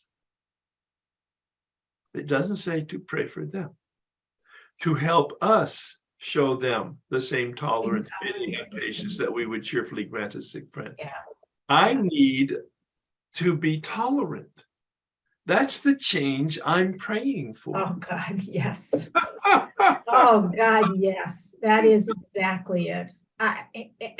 And frankly, Fred, I have to say, in my case, it has been so slow to come. There have been times on these walks that I've said, God, when is it going to happen? And just recent, and it's been, I think I have 2 Akitas that I walk, and I've walked them for 11 years. And I think it's only recently that I begin to really feel the transformation, really feeling the deeper sense of release that has come to me. Release. Yeah. A decision to release. Yeah. This is the gesture that comes to me when I think about forgiveness. It's not nothing I do. It's something that I'm willing to have happen to me to release them. And the paradox is when I release them, I'm released. So Yes. one suggestion for you is to visit the 3rd column with regard to this one person that's sticking in your craw, to see what your beliefs are. What are the unenforceable rules in you about shoulds? I know what it is. All right. Okay.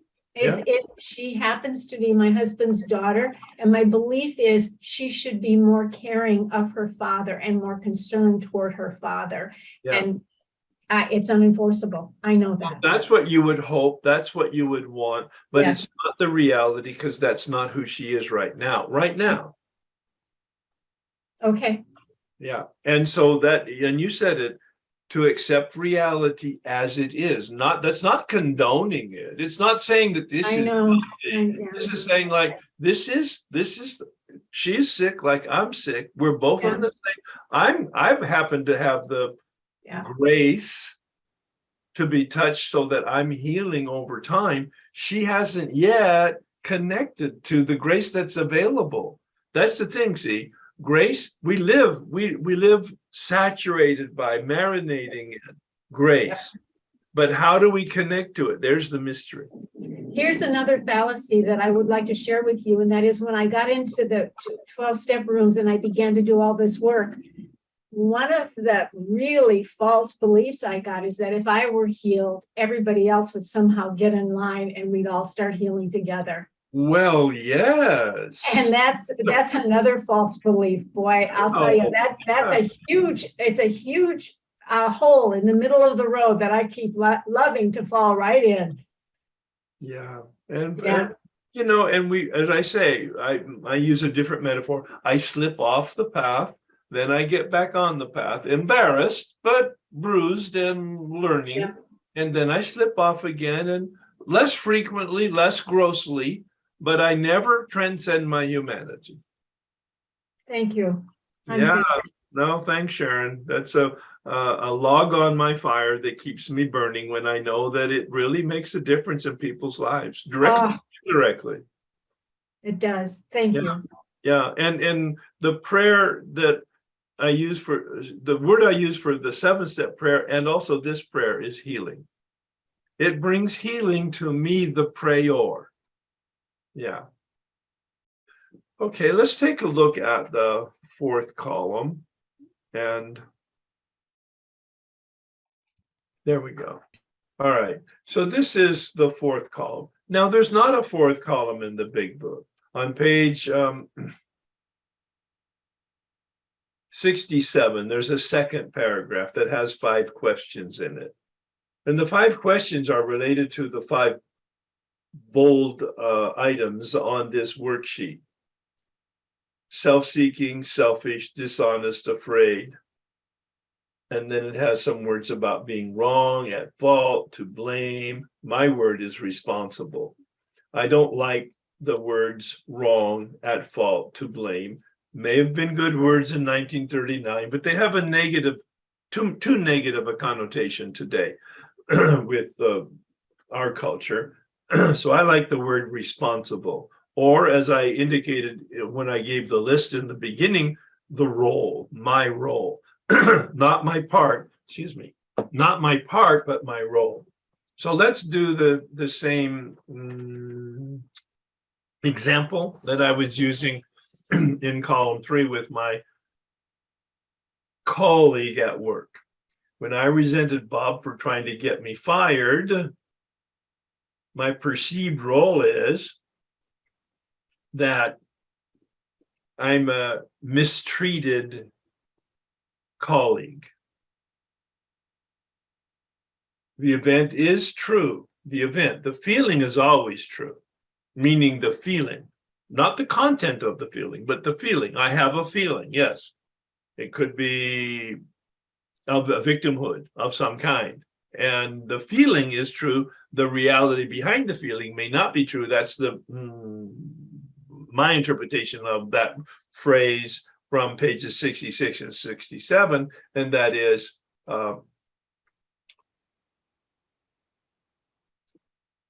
false or now the words are not, they're eluding me. I'll come back to it. And so this actually was happening. It was happening over a 4-year period, actually. It was very, very disturbing at it's a mild comment. I almost had a nervous breakdown over it. Because I just thought it was so unfair. But of course, I hadn't done any work in the sense of the step work. I had stopped drinking, but I hadn't changed. When I did this work at the end of that 4-year process at work, being sober but not being changed, I did this work and I began to be changed. So then I understood what was going on. I still felt, though, that I was being unfairly treated. So I asked the question, self-seeking. And how does that contrast with selfish? I made up a definition because Bill doesn't give us a definition. It's both about being self-centered, meaning I'm the center. I'm focused on me and nothing else around me. But what's the difference between, I don't know what the difference is, but I make up a definition because I want to use words accurately. Self-seeking is about, as I define it, is about behavior. How was I acting? Well, I was stubborn, I was resisting, I was cajoling, I was gossiping to other people, I was manipulating. And as I was answering these questions, I could see how unhealthy my stance was. Selfish. So what underneath that, what was my motive? It was all about me getting the position, getting the power, getting the present, getting the promotion, getting the money that went with it. It was all about me. It was never about being a contributing member of my staff or of the company or a leader and or a teacher and or a formative person, all of the things that a healthy person in a position of responsibility in a business relationship would have if they're healthy from an emotional balance standpoint, at least by my standards. Dishonest. How am I misrepresenting myself? Well, I represented myself as being competent to take the role of managing the office, and I hadn't had any training. I didn't even have, quite frankly, the personality or the inclination for it, but those are things that I did not know. I had the opposite attitude that, in fact, I would be a fabulous leader. Again, that complete delusionary grandiosity that went with protecting my sense of psychological low self-esteem. I had created an esteem that was the opposite. I think we call it, there's another word for it, compensating, overly compensating for the deficiency as I perceive it, all at the unconscious level. I don't know that I'm doing that. I'm just doing it completely clueless. Afraid. I was afraid of discovery. And once I started asking these questions about myself and my motives, I could see that I was not only afraid of discovery, but I was afraid of getting fired. I did not want to lose that job. I'd worked 20 years for the goal of running the office. I didn't want to lose that opportunity. So number 5, where am I wrong, at fault, to blame, responsible, or my role? You see, it's about the behavior right now, my reaction to events and circumstances. And it's good to go back to the then when it may be a year old or 5 years old or 10 or 20 years old to see if I had any contribution to the original event. it's interesting from a historical standpoint. I may or I may not have had any contribution to the original event. Circumstances and people are ugly sometimes in terms of their impact on me. But a lot of times, as Bill says, I kicked the ball. I started it rolling at the beginning, and it might have been a year or 5 or 10 years earlier in different circumstances. But the more important question is now, my current reaction to this person, to these events. Where am I? Well, it's 100% my reaction. I'm, at this point, 1988, doing this work for the very first time, beginning to see that I have contributed to people's negative attitude toward me because of my Genghis Khan attitude in the workplace, meaning a rigid, rule-making, punitive, unkind, aggressive person. And that would be on a good day. I mean, good in the sense of I was feeling like okay, and I was still acting like a monster. And on a bad day, when whatever was on emotional tilt, it went on steroids. And I began to see that now doing this fourth column. So my reaction for the very first time, I started to see as 100% of the problem. My reaction. It doesn't justify their behavior. It doesn't explain any of their mischief. No. But it's my button that is pushed. It's the string that's attached to me that is pulled, and it's my reaction 100%. I don't have a part in that. That's the major part that I want people to at least explore. You might not embrace it right now because you still have an explanation for your victimhood. But if you have any component of victimhood in the fourth column, you're not seeing it correctly. And I'll have to say that. There's no victim here. There's no victim in the fourth column. We come into it out of the third column, a victim. We go through this fourth column and it chips away at the victimhood until at the very bottom, we take full responsibility. We're not the victim, we're the perpetrator, not of the event, but of my reaction, please hear that, of my reaction to the event or the person. 6 and 7 are questions that are encouraged in step 8, where it says we made a list of harms, we made it when we took inventory. So I suggest when people are looking at the fourth column that they merely put indicatings there as stop signs or things to get back to later on, not to spend any time on 6 and 7, but just to note this is worth revisiting when you come to step 8. Question number 8 is, are there additional fears? We looked at fears in the third column. We looked at fears in the fourth question in the fourth column. But is there anything else? And when I asked that question, it was the fear of looking bad, the fear of making a mistake, the fear of being seen to make a mistake. With women and with men and in meetings and alone. And I mean, I was filled with the fear of being discovered in every circumstance. And I had never seen that. I didn't know that I had any fears.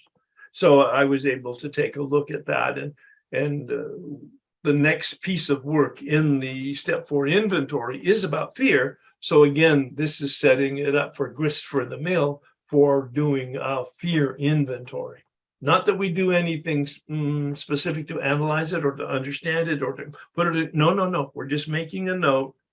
We're parking it. That was the word I was looking for in questions number 6 and 7 about harm. We're just parking the note. I need to get back to this when I come to the relevant part in the steps going forward. Number 9, character defects, same comment. It's about step 6, of course, but I had such a benefit from looking deeply at some of the other connotations like the fear and like the harms. I found that looking at character defects was actually quite productive in seeing the distortion of my beliefs. So what character defects do I have? The inclinations and the behavior that goes with my daily living, and this feeling of victimhood, this feeling of resentment toward Bob. What are my character defects? Well, you've heard me talk about grandiosity, narcissism, impervious feelings, lack of consideration, rudeness. Yeah. And there were many, I mean, lists and lists and lists of character defects that would be coming out of this, which then was again grist for the mill for my 6th step. But it also helped me open up in the 4th step, say, oh my God, I'm not a Renaissance man by any stretch of the imagination. I'm completely delusional Neanderthal. I'm not stretching it. I mean, that was the conclusion I came to. Totally embarrassed in my own presence because of who I was and that I had never seen it, but that everybody else had been subject to it. And it was just so obvious and I was clueless. It opened me up again to take responsibility for the very first time. Number 10. So why do I hold on to this resentment? Out of fear of discovery. What is the motive or benefit or value to me? It protects my false self. It protects my delusion. And that was the motive for the resentment. It hid from me my anger, hid from me the actual fear of the all unconscious. I'm not saying any of this is conscious because I was clueless. Despite all of my introspective background and training, I was really like, I did not know that I did not know. I don't say that cavalierly or poetically. It's an attempt to actually grasp the truth of this mystery. How could a person with reasonable intelligence and the education and the exposure completely miss it? I missed that I was an alcoholic. I didn't see it. I missed that I was a narcissist. I didn't see it. That was the most important, not that I was those things, alcoholic and narcissist. That wasn't the most embarrassing thing. The most embarrassing thing is with all the work that I had done, I had never seen it, which also put a notch into my powerlessness. So my real role, in contrast to my perceived role at the top, my perceived role meaning I'm a misunderstood person, my real role, holding on to these negative feelings, is that I now realize that I'm a delusional, completely self-serving. The psychological term for it is narcissist. I don't use the word loosely. I use it specifically and technically as a diagnosis of my personality disorder. And if you go to step 6 in the Way of Life document, I have literally the page from the diagnostic manual of the psychiatrist and psychologist that lists the 9 characteristics of a narcissist. And when my therapist gave me that list, he photocopied it out of the manual and gave it to me with a little smirk on his face because I was beginning to wake up and discover it. He said, the only thing missing is your picture. You've heard me say that many times, but it was startling. The 9 characteristics were absolutely like they were reading my soul.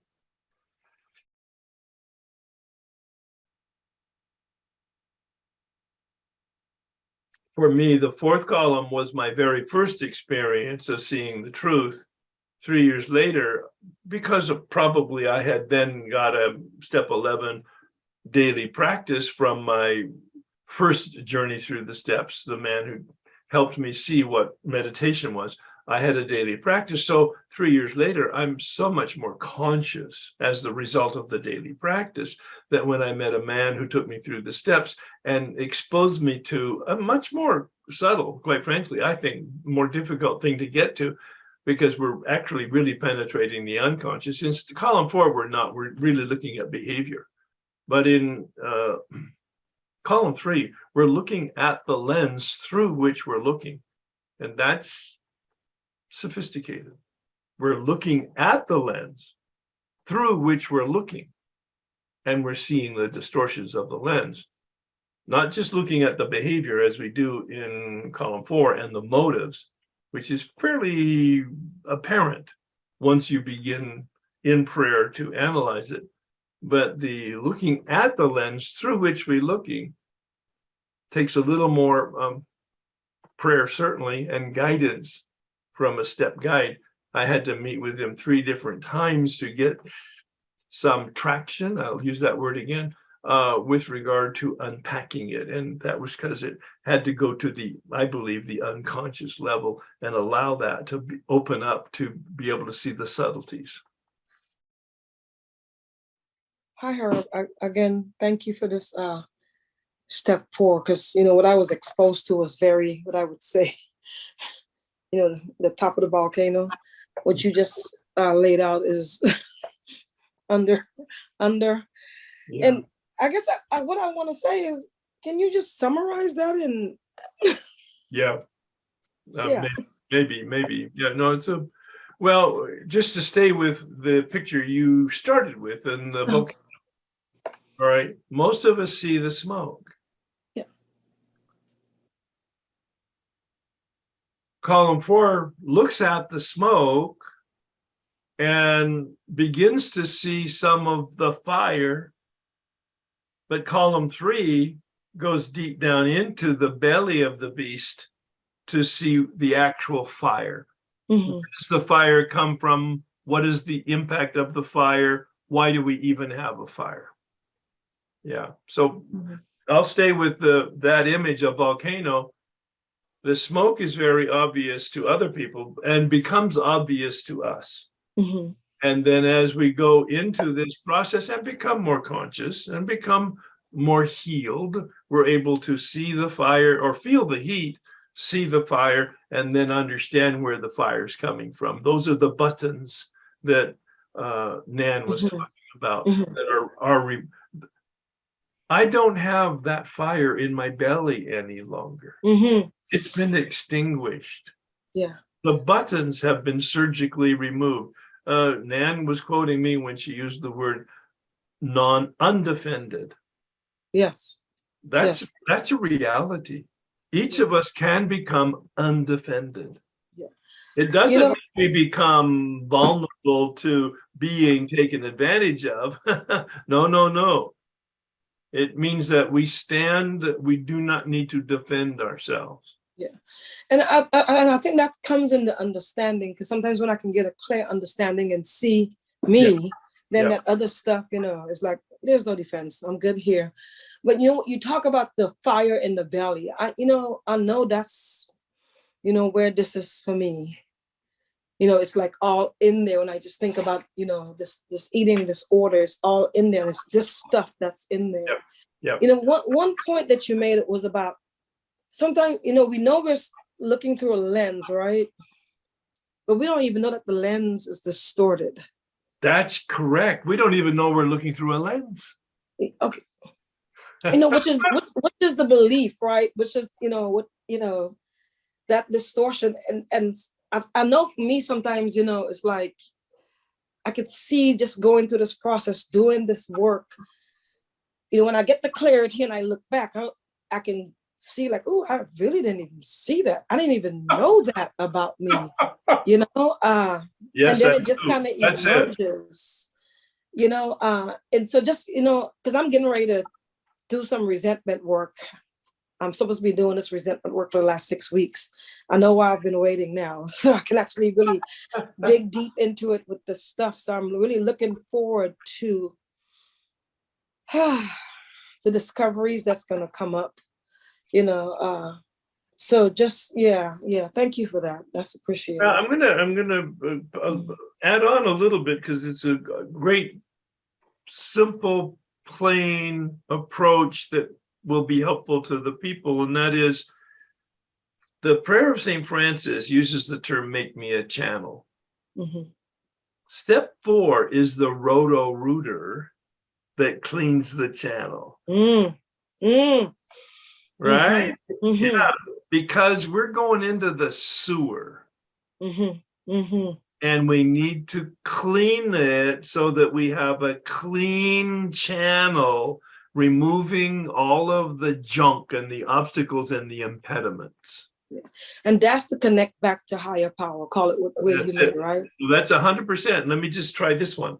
Mhm. So in step 2, we're challenged to make a decision, a choice about God, higher power, sunlight of the spirit, stay with sunlight of the spirit.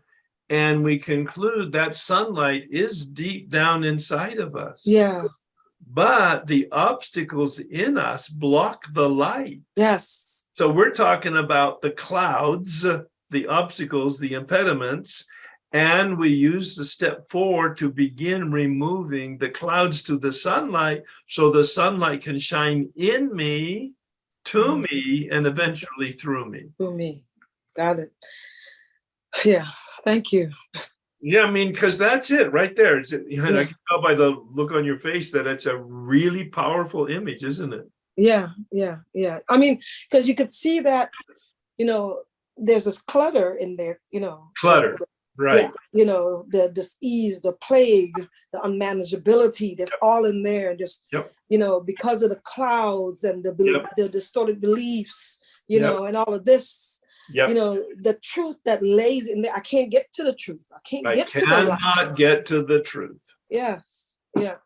That's step 4 reinforces step 1. Yes. I am powerless to see the truth. In the resentment inventory, we talked about the prayer for the removal of deep resentment. Mhm. When we look at the fear inventory, Bill says, and we pray to have it removed. When we look at the sex inventory, he says, and we pray to have the right principles and the ability to actually live up to those principles. In the step 4, every component he has, he says, and you're powerless over it. Mhm. You can name it, you can analyze it, you can talk about it, you can understand it. You just can't do anything about it. Yeah. And so we enter into step 6 saying, and I'm powerless over my inclination and my behavior. And so step 7 is, my creator, please recreate me. Mm. It's like perfect organic process. Yeah. Yeah. Thank you for that. No, Appreciate thank you for the dialogue. I think it really helps clarify it certainly for you, but for everybody else. Yeah, thank you so much. Thank you. Herb, you said something a bit ago, and I wrote down, and I love what you said. Did you hear what I said? I don't, it's important because I can misinterpret or write things. You said the situation or the other person is my opportunity for reaction. And the prayer to the removal of the deep resentments is my opportunity to change myself and take responsibility. Is that correct? That is correct. Okay, great. Yeah. Then the other thing, just as you were talking, I realized that I have a fear of letting go of my self-reliance. Yes, have- because it's worked so well for you. Yeah. Well, fantastic. But actually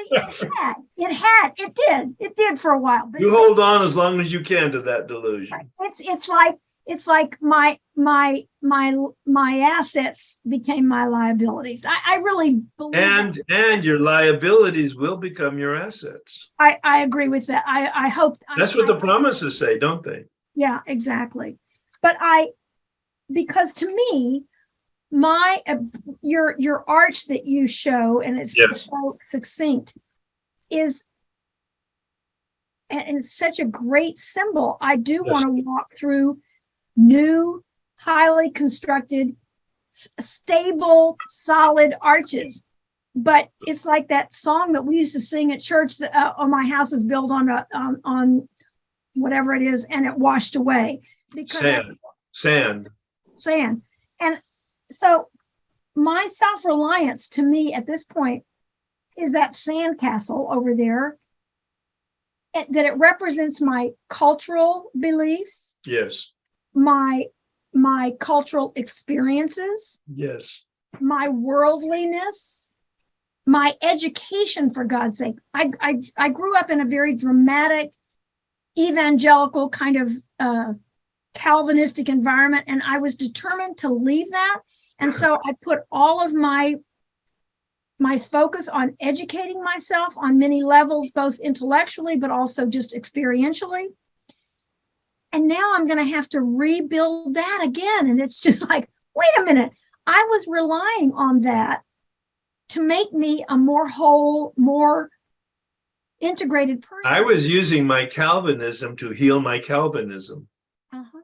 The mind that created the problem can't heal the problem. And darn it, it's like. Now, there's nothing wrong with self-reliance in one sense, in a healthy sense, because that's our willingness, that's our responsibility, that's our free will to take actions and to correct actions when we find that we're, need adjustment. Those are all really good, but the thing I like about the big book and the 12 and 12 is that it emphasizes the partnership. Mm-hmm. We don't have a really good track record with partnership. We have really good track record with either submission or dominance, but not partnership. Absolutely. And so that's why I recommended the meditation in step 5 on page 75, that promises, because it has that phrase in it that it just so captures me. Walking hand in hand with the spirit of the universe. God's my partner. God's my managing partner, but I'm a partner, and I have been empowered to manage my life. I've been empowered to manage my life in partnership, hand in glove. So would you say we have great experience in either submission or domination? I can't remember what the words you used for that just now. Well, those would be the two words that normally people take one or the other position. We don't find ourselves in the middle in balance very often. Now, something that we haven't discussed, and that's a little bit, we acknowledged it, and that's step 10. Step 10 is about the pause between the stimulus and the response, between the stimulus and the reaction. The stimulus comes from circumstances and people. If, in fact, there's no pause, we react, and it's always unhealthy. If there's a pause, a little bit of consciousness will enter in, and to the extent of the length of the pause, more consciousness, therefore, the response will be progressively more healthy the length of the pause. I said the other day, I should be like a tape recorder and just push the pause button and just leave it there, because pause is a spiritual practice. Yeah, a sacred pause. I like that. I've not heard it before. I really like the word. I will add that, the sacred pause, because it puts us in touch with the holy. It puts us in touch with consciousness. That sacred pause is a spiritual practice of connecting with the sunlight. So the sunlight can shine through us, not the shadow. Yeah. So then my prayer is to absorb this. My prayer is to be a sponge for this. Yeah, and practice it, and know that you're going to make mistakes, but your mistakes are not going to name you. This is emotional sobriety. I will make mistakes because I'm human. My mistakes do not name me. They are an invitation to course correction. They're signals. My disturbance and my mistakes are signals for course correction. I came to that word about 2 years ago, and it's my favorite word in the area of 10-step. It's just course correction. I'm not a mistake. I made a mistake. I'm not a mistake. It's like, how free do I want to be? And how soon? I've added to that. How free do I want to be, and how soon?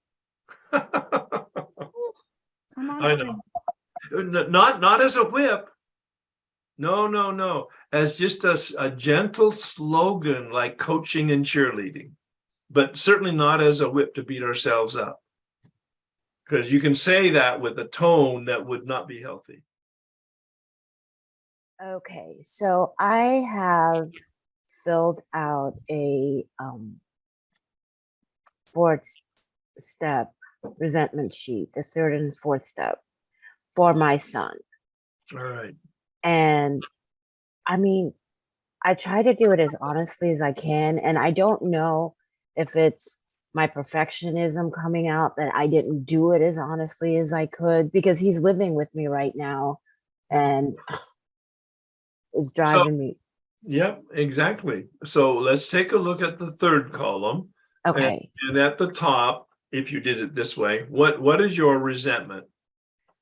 I resent Jordan for disrespecting me by cursing and yelling at me. Okay, excellent, very clear. And what's your self-esteem? Who are you?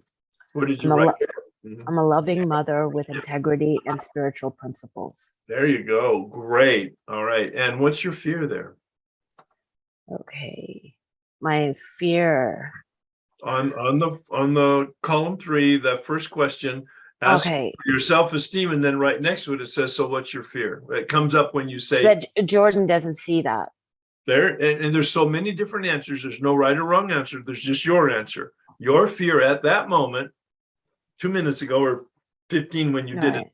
was that he doesn't see it and won't respect me. Yes. Yeah. Now move over to the fourth column. And what's your perceived role? Disrespected mother. Disrespected mother. Yeah, it's really that simple. It comes right out of the resentment that you had. So when you feel, right now, when you feel disrespected by Jordan, how do you behave? What's the answer that you put for number 1, self-seeking? I act angrily towards him. I isolate. Yep. I seethe. Yep. I seethe, I isolate, I retaliate. Yeah. Yeah, those are behaviors. All right. Number 2, and what's the motive underneath that? Selfish. How are you thinking about yourself when you're doing that reaction? Well, I want Jordan to be what he isn't. You nailed it. You nailed it. That's great. That's right. How old is Jordan? 28. There you go. He's a young man. All right. He's a young adult man, and you want him to be who he isn't.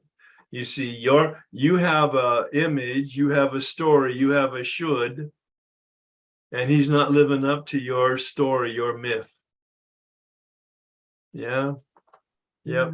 Yep. And that's just the truth. Reality is what it is. It's not good or bad. It just is. Right.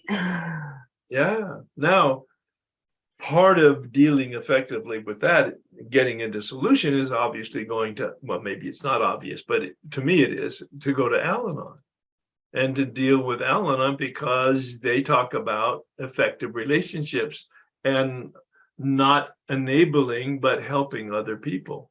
And at 28, he's not asking for your help. Right. Right. Yeah. And he's also using right now. So, okay, there's a whole story here, I'm sure. Now, It's hard. I mean, I can't even imagine. I don't have the experience with that, but I have lots of exposure to people who do.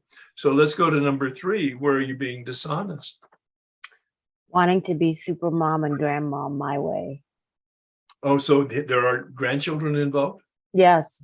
Well, there you go. That's another dimension. He wants me to take care of them, and Are they living with you too? Part of the time, yes. They were this summer. Yeah. So again, I'm going to go back to the Al-Anon recommendation, just as a thought. Number 4, fear. What's your fear? I'm afraid of losing my life to him. All right, excellent. I mean, you're very perceptive. You've broken the code on this from my standpoint, which is unusual if this is your first time. What's the answer to number 5, your role and responsibility in the resentment? You know what? I didn't write that one down. That's the most important one. Okay. Where am I wrong, at fault, to blame, responsible for my feelings? And I feel this. Well, in a way, you've already said part of it, and that is, I want him to be, I expect him to be, different than he is. How long is Right. he living with you? Well, the mom's lived with me before. This has always happened. So I expect him to be what he's not. I want him to be different. All right. How long has he been living with you? He moved in June. All right. So part of the answer is also, I allowed my 28-year-old son to come in, live with me. What's that about? I invited him into my home knowing who he is, a drug user and a disrespectful person. And I told him to leave and he won't. I'm sorry. I told him to leave and he won't. Yes. What's wrong with police eviction? Oh. Mm. Well, he was shot last year, so Oh, poor baby. Sorry, you're not going to get any sympathy from me in this discussion. Okay. I want to be really tough with you. He was Well- shot last year, so that was his problem. Why do you make it your problem? Because he says that when I was using, that I wasn't He there for worked him. guilt. Kids are wonderful. They know how to work guilt, no matter how old they are, right? 3 years old or 30, they can work the guilt. Yeah. Yep. All right. I'm just saying. No, that it's my fault that he's messed up. Well, no, it isn't. Sorry, it's not. All right. You certainly had some deficiencies as a mother using. Yes, absolutely. But how long are you sober now? 15 years. There you go. All right. It's ancient history. He is over 21 and he's responsible for dealing with the mischief prior to 21. It was unfortunate. Unfortunate. Here, there's no judgment there. It was unfortunate. It's who you were and you couldn't be any different. But at 21, he's now responsible and you're not. All right. You're sober. He knows that you're sober. All right. But he doesn't want to get sober. So he has to bear the consequences of his choices and his behavior. And his problems are not your problem. Don't make them your problems. Easier said than done. I'm not being glib about this. I know that there's huge stuff going on in here. All right. That's where you really need sponsor help and Al-Anon help. And I'm not asking you to comment on that. You're welcome to if you want to, but yeah. All right. So I think we dealt with question number 5, but what's your experience now with this conversation? Oh, then I need Al-Anon help for sure. I mean, I already thought it, but this is like, okay, I definitely need it. Oh, good. Well, see, I love it that you're smiling about it because you're kind of like, oh yeah, I knew that, but I wasn't motivated, but now maybe. Now, yes. There you go. All right. Skip 6 and 7. 8. Is there any additional fears? That he'll die. Yes, exactly. No, that's exactly right. Yes, and he may. Yeah. 50% of the people who are addicted to drugs die within 2 to 5 years. Yes. And today it's even worse with all of what's going on. Yeah. Yeah. No, it is. That's reality. That's the truth. And you don't have any control over it. You have no control or influence, actually.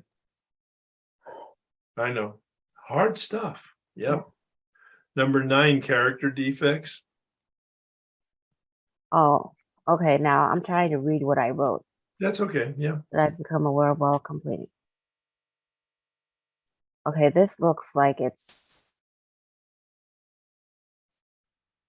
I hang on to. Looks like I didn't finish my sentence. That's okay. I hang on to something. Hope. That's a Unrealistic. character defect that I hang on to helping him. Yes, was that, probably they call it enabling. It's not helping. Yeah. You're actually in the process of supporting his addiction and making sure that he dies. It's possible but you're making it probable by enabling him. There are no consequences to his using. You're eliminating or mitigating the potential consequences. Breathe, breathe, just breathe. Yeah, this is hard stuff. Yep. All right. So in column 4, question number 10 is really revealing. What's the benefit to you of holding on to this resentment? What's the value? Did you write an answer? That's the question that I couldn't, Yeah. that's where I couldn't get an honest answer. So But try I it. heard you say, it was the delusion. Yeah. And that made sense, a delusion that I have some kind of control Or power to or help. power to You help use the him. word. I'm trying to help him. And Yeah. quite frankly, I understand that desire, but the truth is it's going to be the opposite of what you want. Right. You're enabling him. Therefore, you're completely undermining any help that he might want to reach out to get. You're preventing him from actually getting help. Yeah. Yeah. Yeah. So your resentment keeps you in the delusion. Wow. I know. So what did you say at the top is your perceived role? Disrespected mother. And what's the truth now as we've just had this dialogue? What's the truth? Are you actually disrespected mother? No. What's the truth? That I'm an enabling mother. That would work. There's many ways that phrases, but I'm an enabling mother. I'm disrespecting reality. Yes. I'm disrespecting myself. I'm disrespecting him. Yes. I'm treating him like a 4-year-old. Yeah, many answers. Wow. Yeah. Mm-hmm. Yeah. Oh my goodness. Thank you so much, Herb. Yeah. See, Yeah. this is the truth I needed to get to. It is. It is, because I was looking at it, trying to get to Yeah.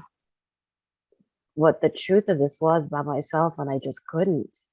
And because we're the subject, we can't be objective. We needed a sounding board like this. And fortunately, you see, you really have an open mind, open heart, and you're willing to have this very difficult conversation. You're very courageous and vulnerable. But the benefit of that, and the benefit of that is now you have a new kind of realization and awareness. But nothing's going to happen unless you take some action. Yeah. Yep. Well, Al-Anon is going to be my first. Yep. Right. If there are other questions or comments or concerns, please raise your hands. I'm going to take us into something I haven't done before, which is looking at step 10. Because it reinforces the work we do, especially in step 4. Step 10 is a recast of steps 1 through 9. Bill says, when they pop up, watch for these 4 horsemen from the step 4 inventory. We've talked about it. I'm not going to repeat the words. Well, I will for the recording. Watch for resentment, fear, dishonesty, and selfishness. I use the term dishonest as a synonym for the sex inventory. Underneath my sex inventory was all dishonest.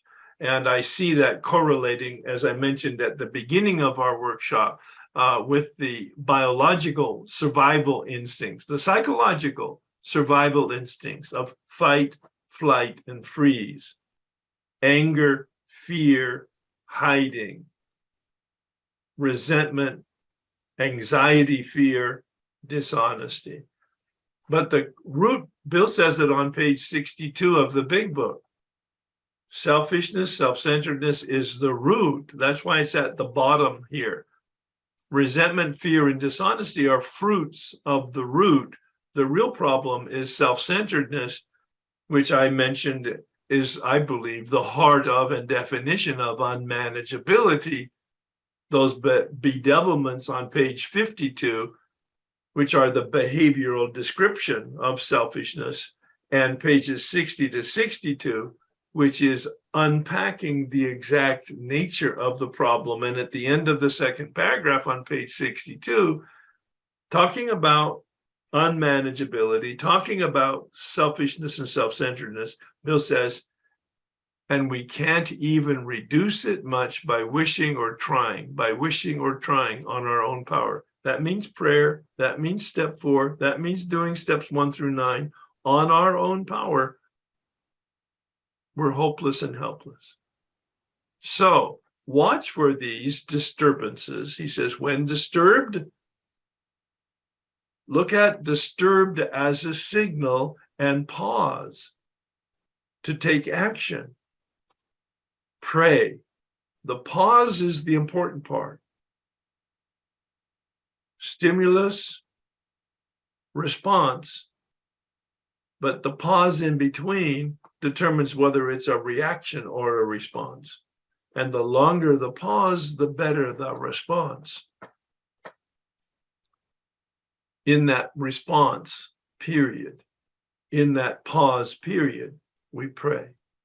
God help me. Very simple. I'm not talking about on the knees and in the chapel. No. In the moment that I'm aware that I'm disturbed, and then discuss it with someone. It doesn't say discuss it with a sponsor. It doesn't say do it in writing, do it at night. Please hear that. The 12 and 12 confirms it wonderfully, as I have in the title on the slide. A spot check inventory, meaning on the spot when I'm disturbed, on the spot when I'm conscious that I'm disturbed, I take the action. I pause and then I pray and then I discuss. Maybe with somebody locally, maybe with the person, in fact, you're disturbed with. A full unpacking of the 10-step will be in my YouTube channels if you want to have a 1 to 2 to 3 hour conversation about step 10. Quite frankly, it's so important. It's the key tool for emotional sobriety, that maintaining the balance. We make amends, as I discussed earlier, with somebody, repairing the damage. If there is damage, there's not always damage just because I have resentment or fear or am dishonest. There's not always damage, but check it out. Is there any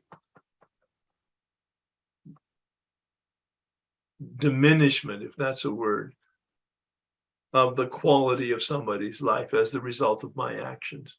And then help. Pray is our turning from ourselves to God. Helping is the turning of ourselves to other people. The antidote for self-centeredness is other-centeredness. That's why I use steps 11 and 12 as the final coin of the spiritual process. The results when we do this, taking this 10-step action, is the opposite of resentment, forgiveness, is the opposite of fear, is trust, is the opposite of dishonesty, is honesty, is the opposite of selfishness. When we have the thought of helping somebody, we are going to become helpful. This is emotional sobriety. This is the program of living. Steps 1 through 9 is the program of recovery. Steps 10, 11, and 12, Bill calls our way of life, our way of living. The program of living, steps 10, 11, and 12. Emotional sobriety. This is leading us to freedom. The whole point of step 4, the whole point of the column 3 and the column 4 with regard to resentment is to get rid of the resentment. We talked about it earlier as removing the clouds in us to the sunlight in us. Removing, roto-rooter, removing the obstacles, the sludge in us that fills the channel, that blocks the channel, so there's no flow. There's no flow of life. There's no freedom. This is about freedom. I'm going to pause for just a minute to see if there's any final questions or comments or concerns. I don't see any hands up. You're welcome to unmute if you want to. Sharon, please. Yes, I have some comments. I want to thank you for this again and again and again, but I want to comment over the 23 years in recovery. What I have been doing is centering prayer. And if you know anything about centering prayer and Father Thomas Keating, I did a spiritual journey series very early on in this, and I didn't realize what it would do to me. But one of the things he says is that every time you do a centering prayer, more gunk gets expelled from your personality. And I think I'm coming into that period of time where I'm experiencing some emotional sobriety, i.e. for freedom. I really believe that. And if I can say anything to the other participants is a meditation practice of any sort is going to be one of the best healing practices you can do. I don't know that I'm any place near what you're talking about. I love this step 10 because, and I will go back to the fourth column of step 4 at another point in time, because what I got from that point is you may not have had any contribution to the original event. Right. Which I believe is true of what I'm interacting with my husband's daughter. I don't like to call her stepdaughter. We're too close in age. But my reactions at the current time are 100% of the problem. It's my reaction, and I know that. I got it. Yep. I finally have gotten it. So now I can take this pause, hopefully. But this gunk stuff, this roto-rooter that you keep referring to is so absolutely true. And it's so needed. Well, he's the first person who helped me understand that this step 4 penetrates the unconscious, because in the terms that you're using, he uses the formal term, the evacuation of the unconscious. Absolutely. When we do the centering prayer, we thaw out enough that the dirt in us comes up to our consciousness so that we deal with it. And you referred to this earlier. I don't know what I don't know about myself. And until I know, or I can begin to understand myself, I'm not going to be able to change. It's taken me this period of time to even get to this point. I'm beginning to know. Yeah. I need to know better to do better. Yes. But knowing better doesn't mean I do better. Okay, I got it. That's why step 11 says praying for the knowledge of God's will and the power to be able to do it. You may or may not know that. In fact, I co-facilitate a centering prayer practice twice a month on the 2nd and the 4th Wednesday of the month. So I have, I'm not sure exactly where you would find that. It would be on my website. How to register for that. It's at 7:30 p.m. Pacific Standard Time. What state are you in? What time zone? I'm in California. Okay, so it would be perhaps convenient for you to at least come and kick our tires on the 2nd Wednesday and the 4th Wednesday, 7:30 p.m. to 9 p.m. And it's co-facilitated myself and another person. It's not a 12-step constituency. Many of the people that come, like yourself, would be attracted because of the step 11 practice and some perhaps exposure to centering prayer. Yeah. Thank you. Thank you very much. I will be back. I am confident. No, you're having such a good time with it, in the sense that it's helpful, even though it might be uncomfortable. Yeah. Thanks. Yeah, I don't mean this is a walk in the tulips by any stretch. No. This is a prayer of St. Francis that I adapted for our use. So I don't use his name on this prayer, but I want to make sure that y'all know that I know where it came from. The majority of it is the prayer that you're familiar with. This is the turning That is the commitment in step 3 and the process of steps 4 through 9. This is the turning. We commit to turn and realize we have been turned. Please join me. Spirit of the universe, make me a channel of your peace, that where there is hatred, I may bring love, that where there is wrong, I may bring the spirit of forgiveness, that where there is discord, I may bring harmony, that where there is error, I may bring truth, that where there is doubt, I may bring faith, that where there is despair, I may bring hope, that where there are shadows, I may bring light, that where there is sadness, I may bring joy. Grant that I may seek rather to comfort than to be comforted. Hear the turning from the darkness to the light, to understand than to be understood, to love than to be loved. For it is by self-forgetting that one finds, it is by forgiving that we will be forgiven. It is by dying that we awaken to freedom in this life. I'm not one bit concerned about the next life. I have no idea. I'm willing to be surprised, but I want this one to be sweet and smooth. Amen. Thanks, everybody. You've been wonderful.